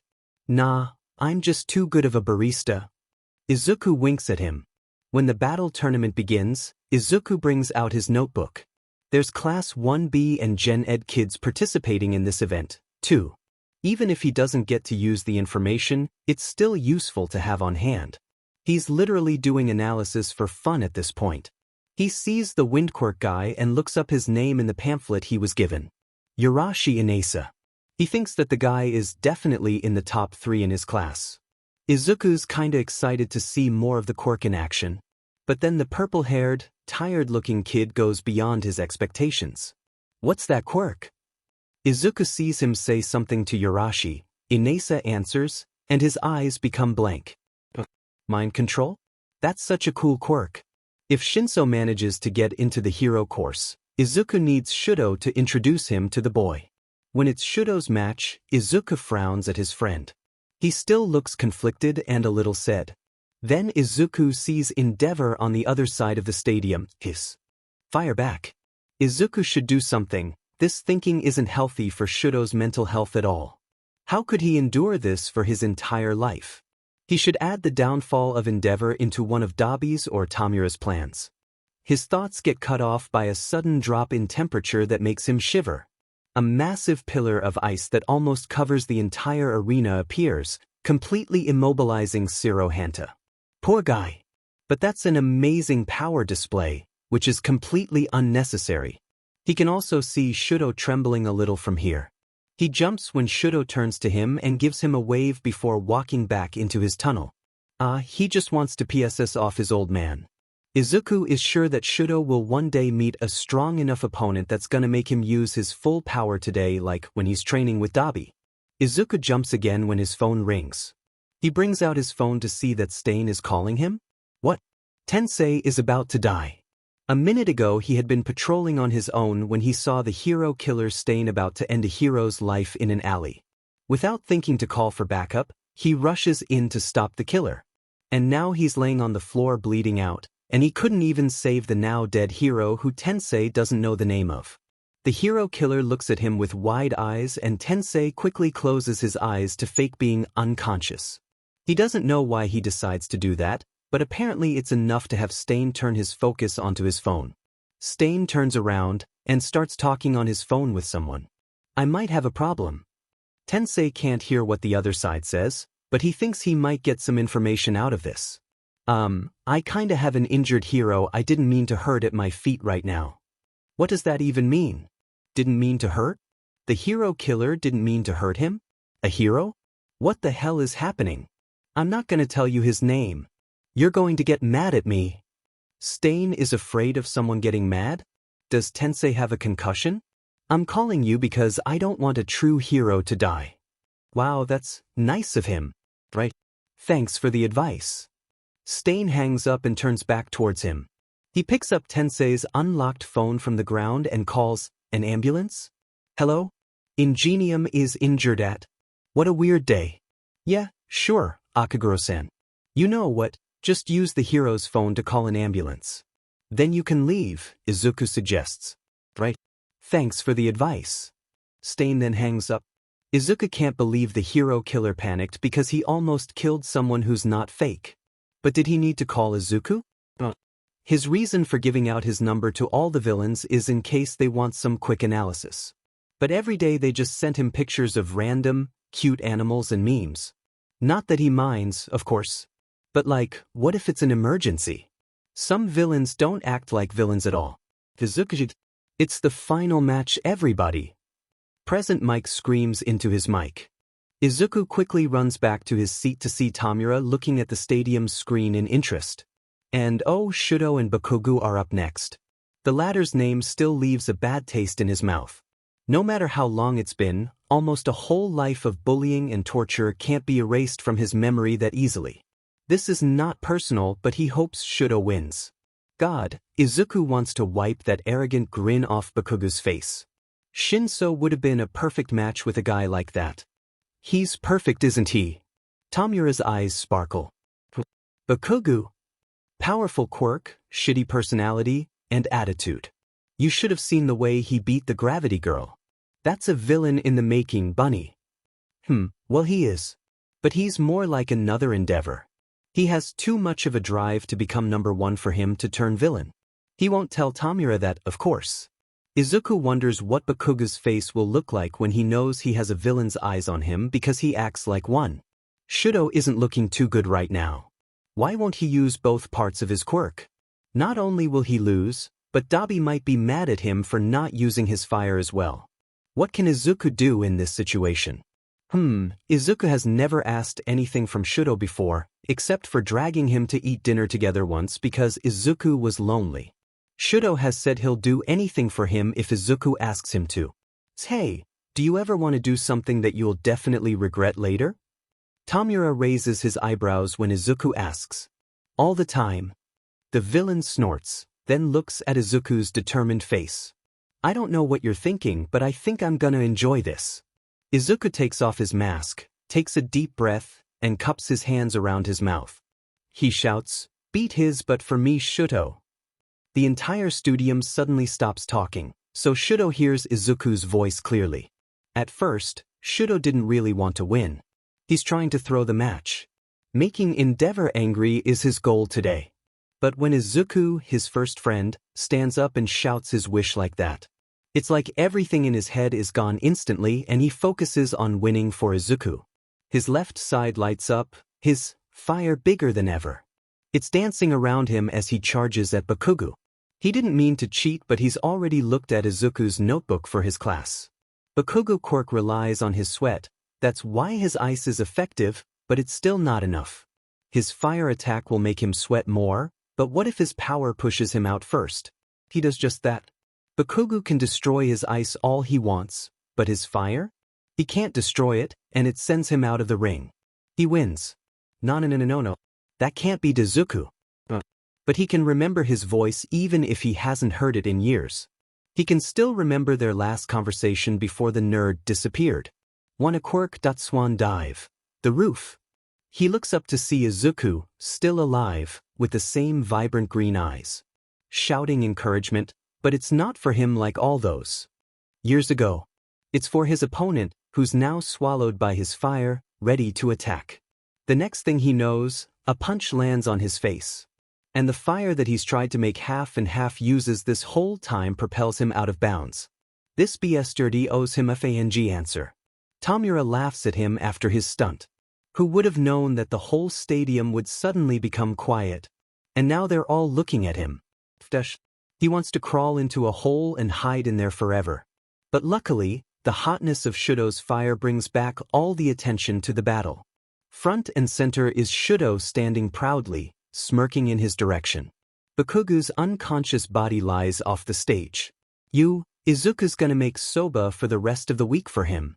When it's the closing ceremony, Izuku watches happily as Shudo receives his medal. He can also sense Tamura's satisfaction when the school chains Bakugu to the podium for his fury. Bakugu looks like he wants to jump at Shudo the moment he's able to break free. Izuku won't allow that. He says goodbye to Tamura after the guy says he has a meeting with a possible recruit. Izuku then runs down to meet Shudo in the field. Who cares if civilians aren't allowed in there? Shudo! Izuku jumps to him and wraps his arms around his friend. And this time, Shudo hugs back immediately. He ignores Shudo's classmates who pull out their phone to take a rare picture of Shudo with a smile. Let's get out of here before my dad comes looking for me, Shudo murmurs. Izuku is happy to comply. Mind heist, is this you? A video of Izuku shouting, taken by a person a couple seats away. The caption says, How to Win the Sports Festival by Todoroki Shudo LMAO. WTFF. Why am I viral? Angry rabbit sticker. Mind heist, I'm so proud of you. Do Stain is working under someone? Detective Tsukachi repeats what Ingenium just told him with confusion. Yeah, I'm pretty sure I'm not hallucinating, don't worry. Right, so he was calling them because he didn't mean to harm you? The person seems to have control over the hero killer. You've noticed his change in victims, right? He only kills the ones who have a bad file that is known to the media, Tensei says. We need to find the leader of all these villains. First, the Honey Locust group, then the League of Villains, now Stain? Whoever is behind all these plans must be really dangerous. We need to find some connections to all of them. Izuku sneezes. Ingenium's career is over? Hero killer strikes again. What the F dash? Izuku stares unbelievably at the headline on his phone. Didn't they just talk about the Ida family like a few weeks ago? You know what, no coffee for Stain today. Stain and the other villains will know better than to break Bunny's agreement. Where else could they even get coffees like the ones he makes? Nowhere. Not making coffee for them is actually a pretty good punishment, Izuku thinks. Shudo thinks about the previous 2 days of constant partying that happened while he sits in homeroom. The school gave them 2 days off and Izuku, Tuya, and their villain friends insisted on a congratulation party for him winning the sports festival. He never had a party for him before. But those 2 days were the best experience he's ever had. Karaoke, playing games all day, laying around on Izuku's bed, eating delicious food that Tuya and Izuku made together, and many more fun things. Shudo knows that they just don't want him to go back to the house. He's thankful because the cafe is already his new home. He's lost in his head, but he's aware of someone looking at him. And he knows that it's Bakugo. Ever since returning to school, the guy won't stop glaring at him. He glares even harder when Aizawa-sensei shows the offers everyone got from pro heroes, with which Shudo ends up getting a lot more than him. Shudo knows the history between Izuku and the blonde, which reminds him too much of his father, who values power over everything else. He's successful so far in avoiding a confrontation. He can see Bakugo trying to corner him, but he doesn't hide his intense aura that radiates off him so Shudo can slip from his sight easily. He usually sits with Yayorozu during lunch. She's a great company who doesn't push him too much into talking with her. Sometimes Jiro joins too. But today Bakugo and his squad end up all sitting beside their table and try to have a conversation with him. Whoa, Todoroki-kun. Your bento looks so good. That can compete with lunch rushes for sure.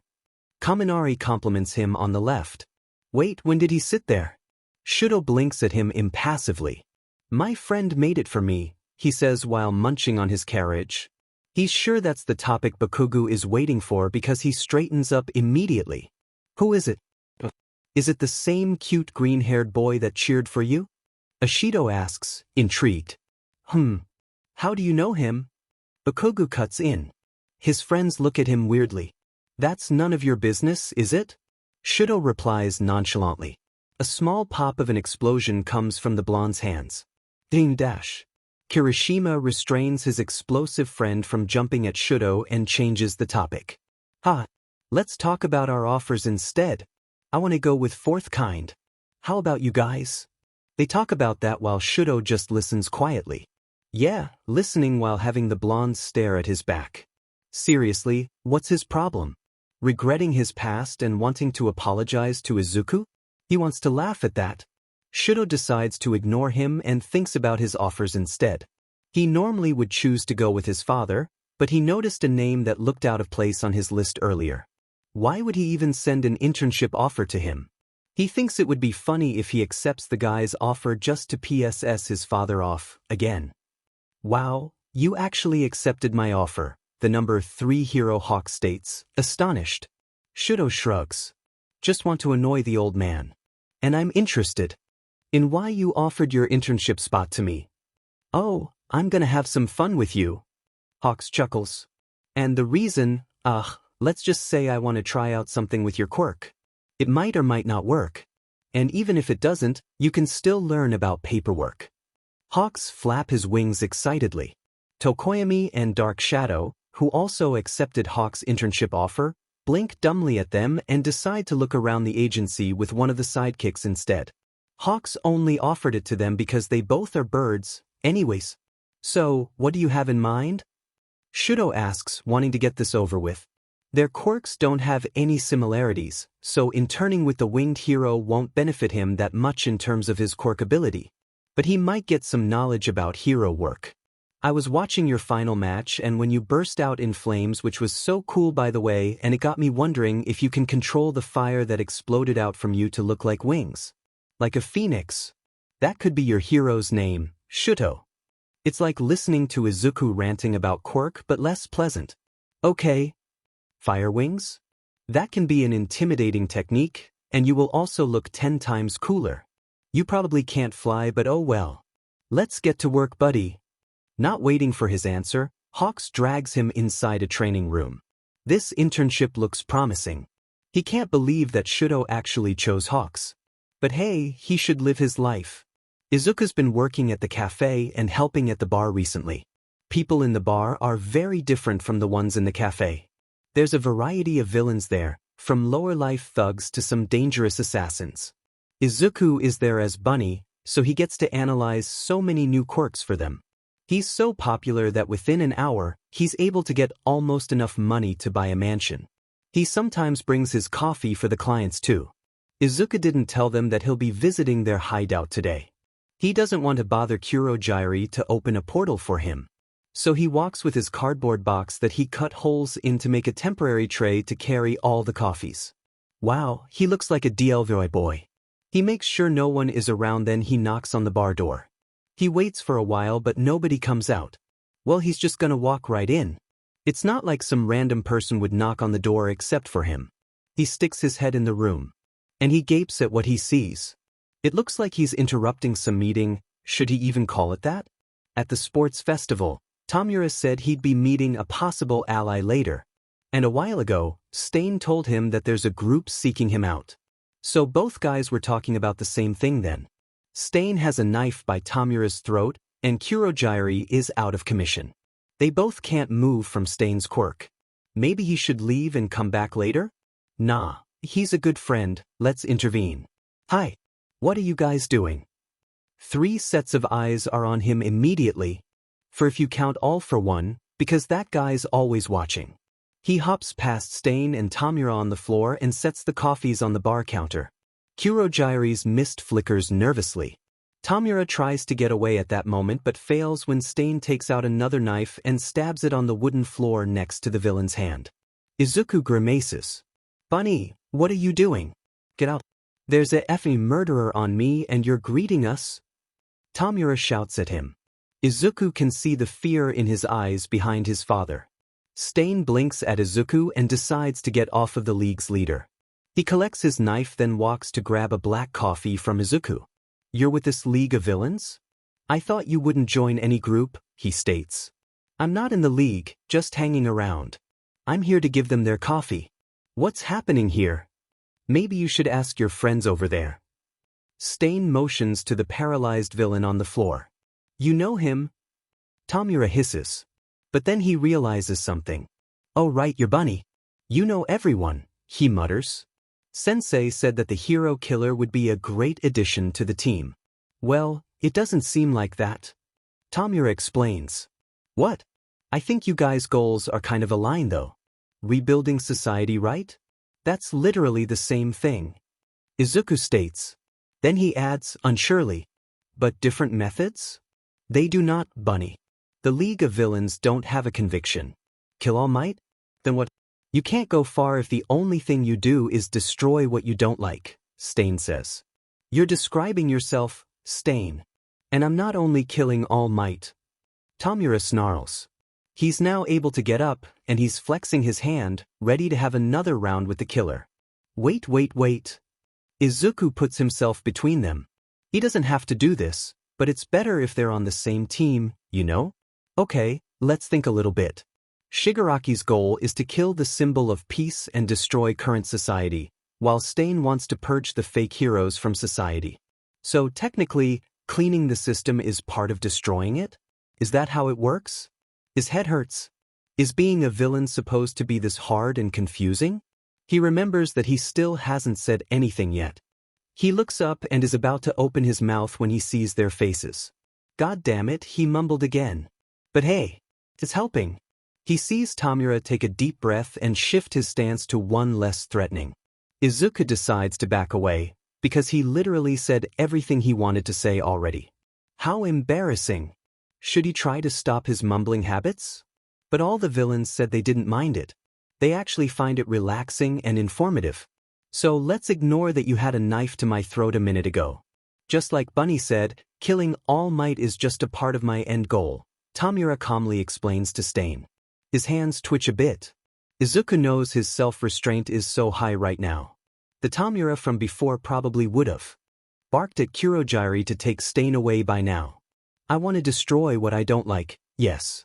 But I don't like this so-called society where All Might is the pillar that holds everything. He created an illusion where the perfect hero has to be like him, where they just smile for the camera and act like everything is okay, like he can save everyone, which he can't. I want to destroy this, to let people see how fragile hero society is. That's right, no hero helped Tamura before, that's why he became what he is today. You don't need to join us. I already made my point. Just wanted to make sure that we're on the same side and all. Tamura sighs and grabs the almond and honey latte that Izuku hands to him. Stain observes them quietly. The league leader pays him no mind. He slings his arm around Izuku's shoulders and pulls him close. Thanks, he whispered. What did I do? Izuku asks, confused. I don't know why, but when you're in this room, my anxiety is just, gone? Tamura says, almost like he's not sure either. Am I your emotional support? Izuku chuckles amused. He's glad that the two villains don't want to kill each other anymore. Did you know that a rabbit is one of the more popular animals for emotional support? I now think you are mine. Tamura ruffles his hair and backs away when he sees Stain wants to say something. Sorry for not letting you explain more and misjudging you. I see that we both want to destroy the current society, but I think I won't join you. And I won't get in your way either. If Bunny approves of you and is comfortable here, then I want to see what this League of Villains will become in the future, Stain says and turns to Kurogiri, who's now able to move. Please bring me back to Hosu. Can I join in on the fun? Tamura asks before the guy walks out. Stain doesn't turn back from the portal. Sure. He then leaves. They all stare at where the hero killer was a second ago. Kurogiri is the one who breaks the silence. That went better than I thought, he says incredulously. I should have decayed one of his knives or something, Tamura grumbles, but Izuku can see the tension disappear from his form. You know, you don't really need to prove yourself to Stain. He's just another murderer. He has his own twisted ways of thinking. Just another villain, Izuku thinks out loud. And all for one chooses that time to speak up. That's right. I just wanted to see how you handled someone like him. Which you did great, Tamura, the villain compliments. Tamura blushes at the praise. But he quickly regains his composure. Thank you, Sensei. Do you have any available Nomo right now? I'll give you 3. Izuku thinks that's the signal for him to leave and go back to his work, but a hand grabs his collar, preventing him from walking away. Nah, you're coming with us, Bunny, Tamura grins at him. Izuku can only sigh. What can go wrong while watching over a city while it gets destroyed by artificial humans with multiple quirks? This is too relaxing. Izuku is currently lying on a couch, yes, a couch on the rooftop of an abandoned building, which Kurogiri warped here for him. The guy is standing beside Tamura, who's watching his work through binoculars. The city is on fire and Izuku is here, almost falling asleep to the sound of people screaming. He needs sleep, okay? He was working on more analysis last night. He only rested for like 2 hours before he had to wake up again. He's about to close his eyes when he hears the faint sound of an engine. He catches sight of pale silver armor running around like they're looking for something or someone. Izuku sits up and walks to the railing. He peers over to see Shudo's classmate. Ida Tenya? Izuku frowns. The boy doesn't look like he's saving civilians or doing anything that would help in this type of situation. Is this the future generation of heroes? Izuku then realizes something. Ingenium got injured by the hero killer, Stain. Stain is in Hosu. Ida is Ingenium's brother, and right now, he's running through different alleys while not batting an eye to the situation around him. Kid these days? Isn't Izuku the same age as him? Hopefully Stain won't kill a kid who wants revenge for his brother. Come to think of it, Stain will definitely see him as another fake. Doesn't care about the city and runs straight to the killer to seek vengeance? Yup, he's dead. Let's think about the end result. Stain will get a bad reaction from the media and his followers for killing a hero student. While they can think that Stain deems the kid as fake, it still doesn't look too good. Yue will also get backlash for letting a kid go and become a vigilante who does what he thinks is right, which results in the death of himself. Izuku doesn't have to pry, but, hey, there's always been a part of himself that wants to play hero. Even if he's now working with villains, he's helping. He helped Dabi and Shudo, he helped Tamura to be better, he helped Stain to walk in a straight line. And that's what he's going to do again. Guys, I'll be back. Kurogyri, please be alert on your phone. With that, Izuku pulls up his hood to cover his face and climbs down the fire escape. He runs along the road, avoiding people and trying to find Ida or Stain. After running for a while, he finally hears sword and engine sounds. He hides behind the building and takes a peek in the alley. Ida is on the ground, bleeding. There's also another hero, Native. Izuku can't remember what he did to be considered a fake. Izuku could just walk in and drag Stain back, but the killer seems pretty mad. And if something goes wrong, if someone sees his face, Shudo might get in trouble. Oh, speaking of his friend, he's with Hawks. Izuku can text him and let the hero do his job. Then Izuku can help Stain escape instead of engaging in the fight. Or maybe let the hero fight. Then Izuku shows himself as Shudo's friend and talks some sense into Ida's brain or something. He quickly texts Shudo and hopes for the best. Turns out, Shudo can actually make wings with his flames. He usually just creates fire then attacks, nothing more. So this is like a whole new world for him. And they're not only for show, he can glide in the air for a bit before the fire goes out. He's looking through the photos and videos that Hawks sent to him. That's some superhero landing right there. 110. Hawks texts. Suddenly, Shudo gets a message from Izuku, and he's about to read it when Hawks chooses that moment to dive down and pick him up. Hawks. In the blink of an eye, they're up in the air and soaring fast through the sky. Villain attack in Hosu, Hawks replies in a serious tone. Shudo then read his friend's text. It's a location in Hosu as well. There's also a video of, is that Ida? Having an argument with Stain while bleeding on the ground? He quickly shows this to the hero. Tell your friend good job for asking for reinforcements. After a few minutes of flying, he finally sees the burning city. Hawks flies closer to the marked location. Shudo wants to facepalm, because why is Izuku always there when things get dangerous? His friend is hiding behind a dumpster, watching Stain monologuing. Izuku tenses when Stain goes to strike down to end Ida's life. Shudo quickly jumps down from Hawk's arms and bursts into flames. His fiery wings light up the dark alley, bright enough to blind the hero killer for a bit. That gives enough time for Hawks to use his quirk to attack and capture Stain. After fighting for a while, which ends up being more like the number 3 hero doing his job while Shudo puts up ice barriers, Shudo lets Hawks restrain Stain and runs to Ida, who's able to move now. He seems guilty, and he looks down in shame. Izuku is standing to the side, looking nervous. When did he even travel to Hosu? He isn't wearing a face mask, so he must be here as a civilian or Shudo's friend. I shouldn't have let my anger blind me. I'm really sorry, Todoroki-kun. I'm so selfish, I didn't even see Native, and if your friend hadn't called for help, we might all be dead. I'm sorry. Please forgive me. Ida cries, falling to his knees and clutching Shudo's leg weakly. Let's get you to the hospital, Shudo says instead of the harsh words that he feels bubbling up. How could Ida think a student with little experience such as himself could beat a notorious serial killer? He turns to Izuku, who glances at Stain every few seconds. Wait, does he know the hero killer? Is that why he's here? Hey Shudo. Wait, you aren't a hero student. Hawks appears beside him and blinks at Izuku. Ah, you must be the one who sent the video. Thanks, little bird. But you might want to go home now. The Wings hero ushers the boy to go elsewhere. They walk out the alley to see other heroes coming towards them. They notice the defeated Stain and gasp. The sidekicks then quickly call an ambulance for the injured Ida and the police to arrest the hero killer. Shudo wants to check on Izuku, but he's already gone. He doesn't get a chance to look for his friend, because a Nomu suddenly swoops down from the sky and snatches Shudo from the ground. What the hell is that Noma doing? Izuku slips away quietly to text Kurogyari the location beneath Stain. The hero killer might be discontent, and it might not be cool with him to escape with other people's help, but Izuku doesn't want him to get arrested. He can do so much for the future. But when he looks back, a winged Nomu has Shuto in its claw. Does it have a mind of its own?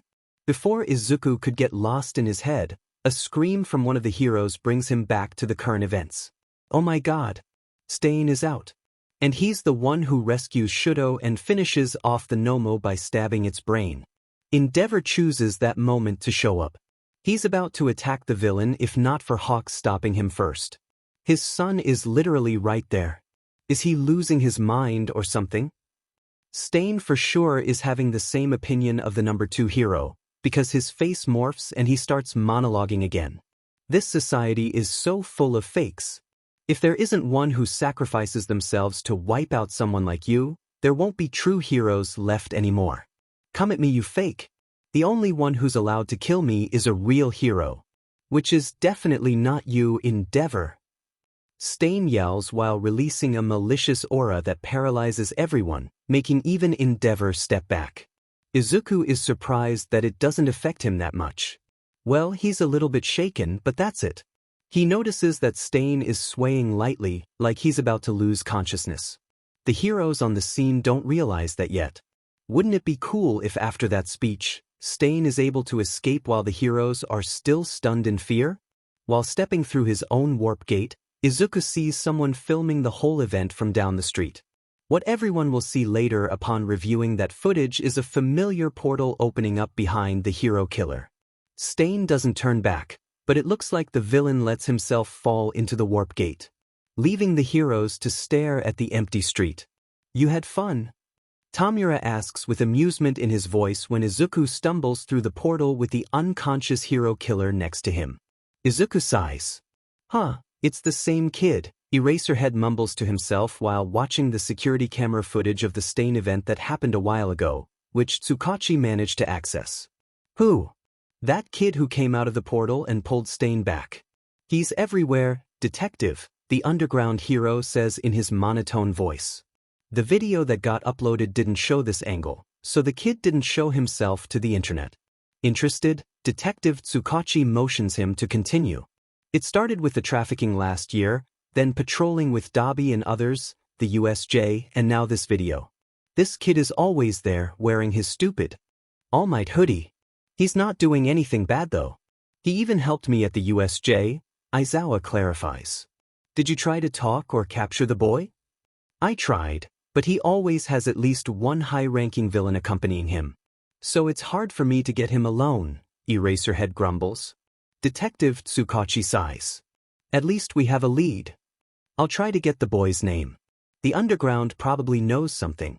I haven't been in that information circle for a long time, though, so it may take a while. Eraserhead soon says his goodbye. He needs to go to the hospital and have some words with Ida. Maybe I should start with kidnapping cases. Tsukachi says to himself after the hero leaves. Once Stain had woken up yesterday, he had insisted on treating his injuries himself, so Izuku let him be. Kurogyari and Tamura later agreed to drop off Izuku at the cafe, since after a long day he deserved some good night's sleep. And today? Stain went viral. And so did the League. At first, Izuku thought that everyone would focus on Stain, and Tamura would be mad that the hero killer got all the credit he deserved. Turns out, the League of Villains seemed to be the more interesting topic. Once he woke up to a peaceful morning, Izuku did his usual chores and then hopped down the stairs to make himself a cup of coffee. When he reached the entrance, however, he's surprised to see the room full of people already. It's still early in the morning. He wrote all the orders down and got to work. While making the coffees, he listened to the conversations that all of them were having, most of which seemed to be on the same topic. The video of Stain that got uploaded by someone. The commission tried to take it down, but it kept getting reposted and shared. Izuku's sure that everyone must have seen it by now.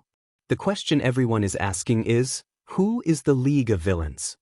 The group that started their debut with attacking a hero school, while not succeeding in their goal to kill All Might, still managed to break into the school full of pro-heroes. Another question wandering around is, now that Stain is a part of the group, what exactly is their ultimate end goal? To be able to get the hero killer who has ideals of his own to agree to be a part of this organization, there had to have been something worthwhile for the man. What changed? They've been open for new members for a while, so why did he join now? Speaking of recruiting, more villains seem to be interested in joining the group. But they don't know what they will gain or what will happen if they do. Izuku listens to some of their opinions on the matter and thinks about what Tamura's next move will be. Izuku is lonely. Like really lonely. It's just like in the beginning when he started working here. Villains come in for coffee then leave, leaving Izuku alone with himself and the smell of coffee lingering around the room. Dabi is out again. Toga and Spinner don't even come here that often. Shudo is busy with his final exams. And all of his villain friends disappear after their morning coffee. Izuku rests his head on his hand and stirs his iced pistachio latte absent-mindedly. He just wants someone to talk to. God apparently hears him because a moment later there's confetti and glitter exploding in his face. He yelps and jumps back towards the wall, looking up to see a tall man with a white mask decorated with a cool black geometric design. The man wears a dark yellow overcoat with button shoulder pads and a high collar. He's also carrying a silver cane with a gold handle.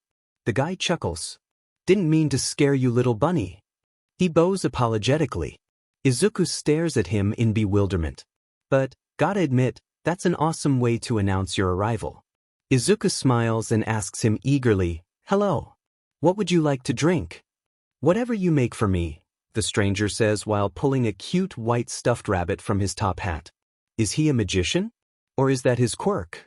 Izuku watches from the corner of his eye in amazement while making a salted caramel cream cold brew for him. Mister? My name is Mr. Compress. Glad to make your acquaintance, the legendary bunny. He then throws another set of golden confetti in the air.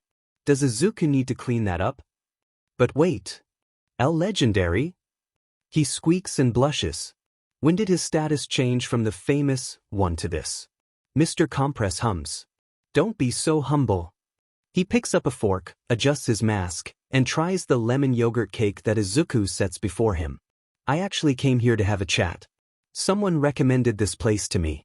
They said if you're stressed or just want to relax, this cafe is the best for us villains. Izuku nods at that.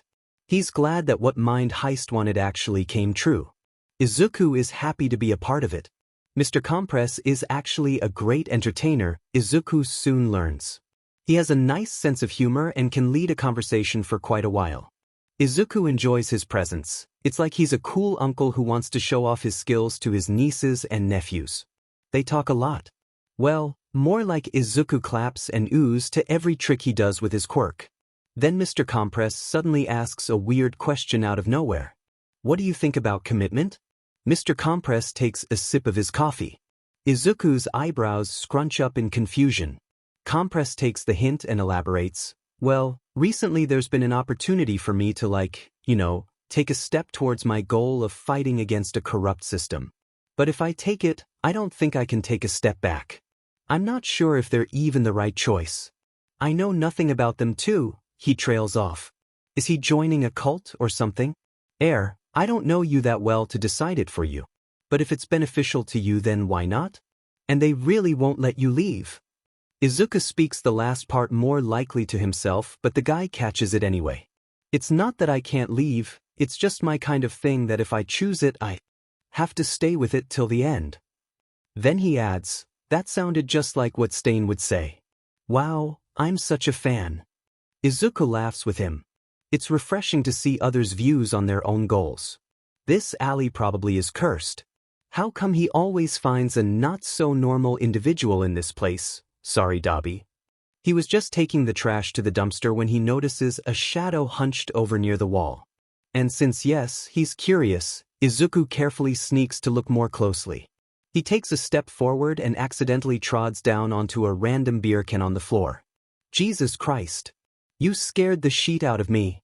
You didn't scare me at all, you brat. The person lurches and two contrasting voices speak up. Izuku jumps back. How many times does he need to do that?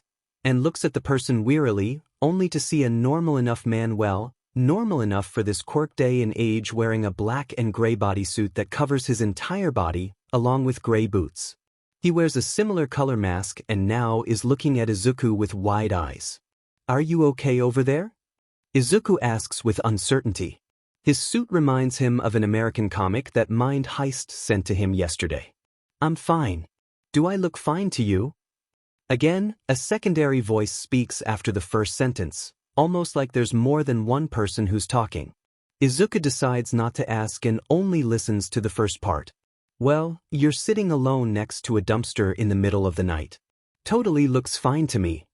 He didn't mean to speak like that. What if the guy finds it offensive and stabs him? Whatever, kid, just leave me alone. Please don't leave me. I'm definitely not a creeper. Izuku stares at him in concern.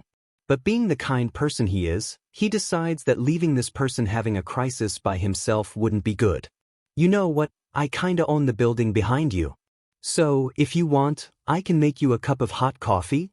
It comes out as a question, but Izuku knows that it was accepted when the man looks at him with wide, hopeful eyes.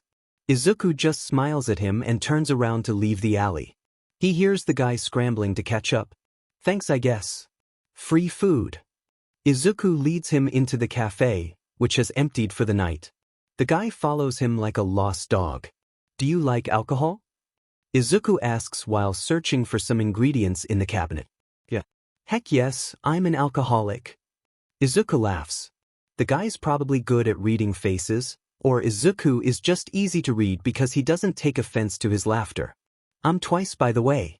I'm not. You seem chill, so you probably don't care about my. Twice gestures to himself.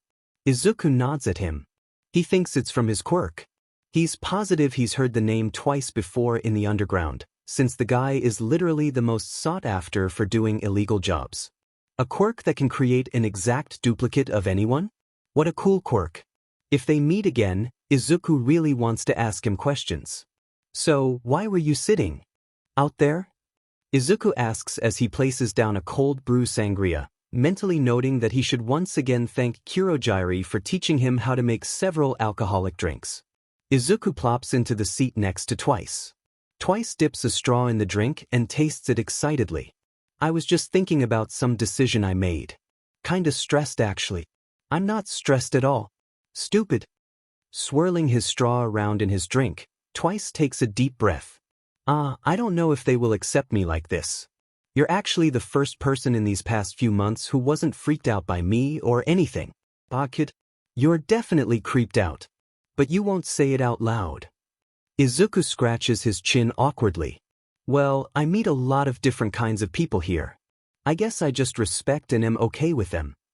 Twice stares at him. What's your name again? Izuku did not, in fact, tell him his name yet. Bunny. Masked eyes widen, so he must. Who? Izuku doesn't even know what this place is. He's supposed to deliver some coffees for Honey and her friends, but now he's here in an illegal underground fighting ring. Izuku looks so out of place, not only because he's a tiny kid, but because there's only women here.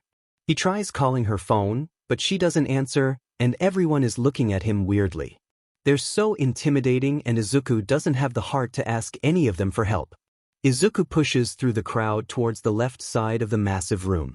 He reaches a more peaceful area than the middle and takes a moment to catch his breath. He's just about to spend the rest of the night searching for Honey when he bumps into a tall, muscular body. The woman in front of him has shoulder-length, reddish-magenta hair. She wears a black tank top, showing off her muscles, which is paired with some sunglasses and red lipstick. She looks down at him in concern and confusion. Hello, little boy, are you lost? A deep voice greets him. Izuku quickly nods. I'm looking for Honey. He points to the coffee bag in his hand. She looks even more confused. Who? Doesn't she own this place? And isn't she the leader of their group? Honey Locust? Aoki Ichika? He tries. Now that does the trick. Her face lights up in recognition. She lifts him up. Hold on, lifts? While still in shock, he holds onto the stranger's arm. I didn't know that Ichika-chan had a kid. Who is the father? I'm about to leave her group and she didn't have the heart to tell me that I'm an aunt now, she murmurs to herself. Izuku blinks. What is happening? Before he can get caught in his head, he finally spots Honey, who is chatting away with some girl he doesn't know. She turns around when they get close and stifles a laugh. Oh Magna! What ya got there? Honey asks while taking out her phone to take a couple of photos. Magna finally lets him down. She ruffles his hair before she hands the bag she had somehow managed to take without him noticing to Honey. Magna's adorable kid is Bunny. Honey pulls him next to her. Since you're leaving to be a full-time, badass villain, this little analyst and informant here will be important in your career. He's the best, in fact. Wow, she sounds so proud and Izuku can't help but smile a little at her compliments. Oh, that's great. I thought that you have a kid and never told me. You what? I might be away for a while. Sorry buddy. They said a fuckboy says goodbye through text. Guess that's true. After a seemingly self-imposed silence, Tamura suddenly comes back from the dead. And he's now waiting for Izuku to finish cleaning the cafe after he randomly walked in and said he wanted Izuku to come with him to their hideout. Tamura looks excited, like a kid wanting to show off his new collection or something he achieved. Izuku follows him through the portal once he's finished and is met with the villain's bedroom instead. What about the usual spot? I didn't get to pet the cat, Izuku complains. There's this cute calico cat who walks around the base in the evening. Kurogyari doesn't want to let it in, so Izuku can only give her some food when he's around their normal spot. Tamura pats his head. Well, there's been heroes patrolling in the area lately cause someone spotted me outside. It's not like we're safe in the villain-friendly zone like you. He grabs Izuku's arm and pulls him out, heading towards the main room, which is, of course, the bar. He can hear a lot of voices the closer they get. Doesn't Tamura hate too many people? When Izuku looks up at him with a question in his eyes, Tamura explains. I found some NPCs to join my team. You're going to rate them for me, Bunny. Maybe they can become a real player, Tamura states. Izuku isn't too sure if he'll be good at this. I'll try my best then. But then he mumbles to himself, aren't I a quirk analyst? How the hell am I going to know if they're good for the league? They arrive at the wooden polished door that separates the living area from the bar. The people must have heard footsteps, because they quiet down immediately. Tamura opens the door and Izuku prepares himself to look professional as he can while wearing his All Might Silver Age hoodie and basketball shorts. Please don't be a couple of 6-foot-tall, big, muscular, scary men, he prays. He peeks through the gap and meets all familiar faces. They all stare at him with various expressions. Everyone, meet my most valuable cheat code, Bunny. He jumps when Tamura pushes him into the middle of the room. Hi guys? Long time no see,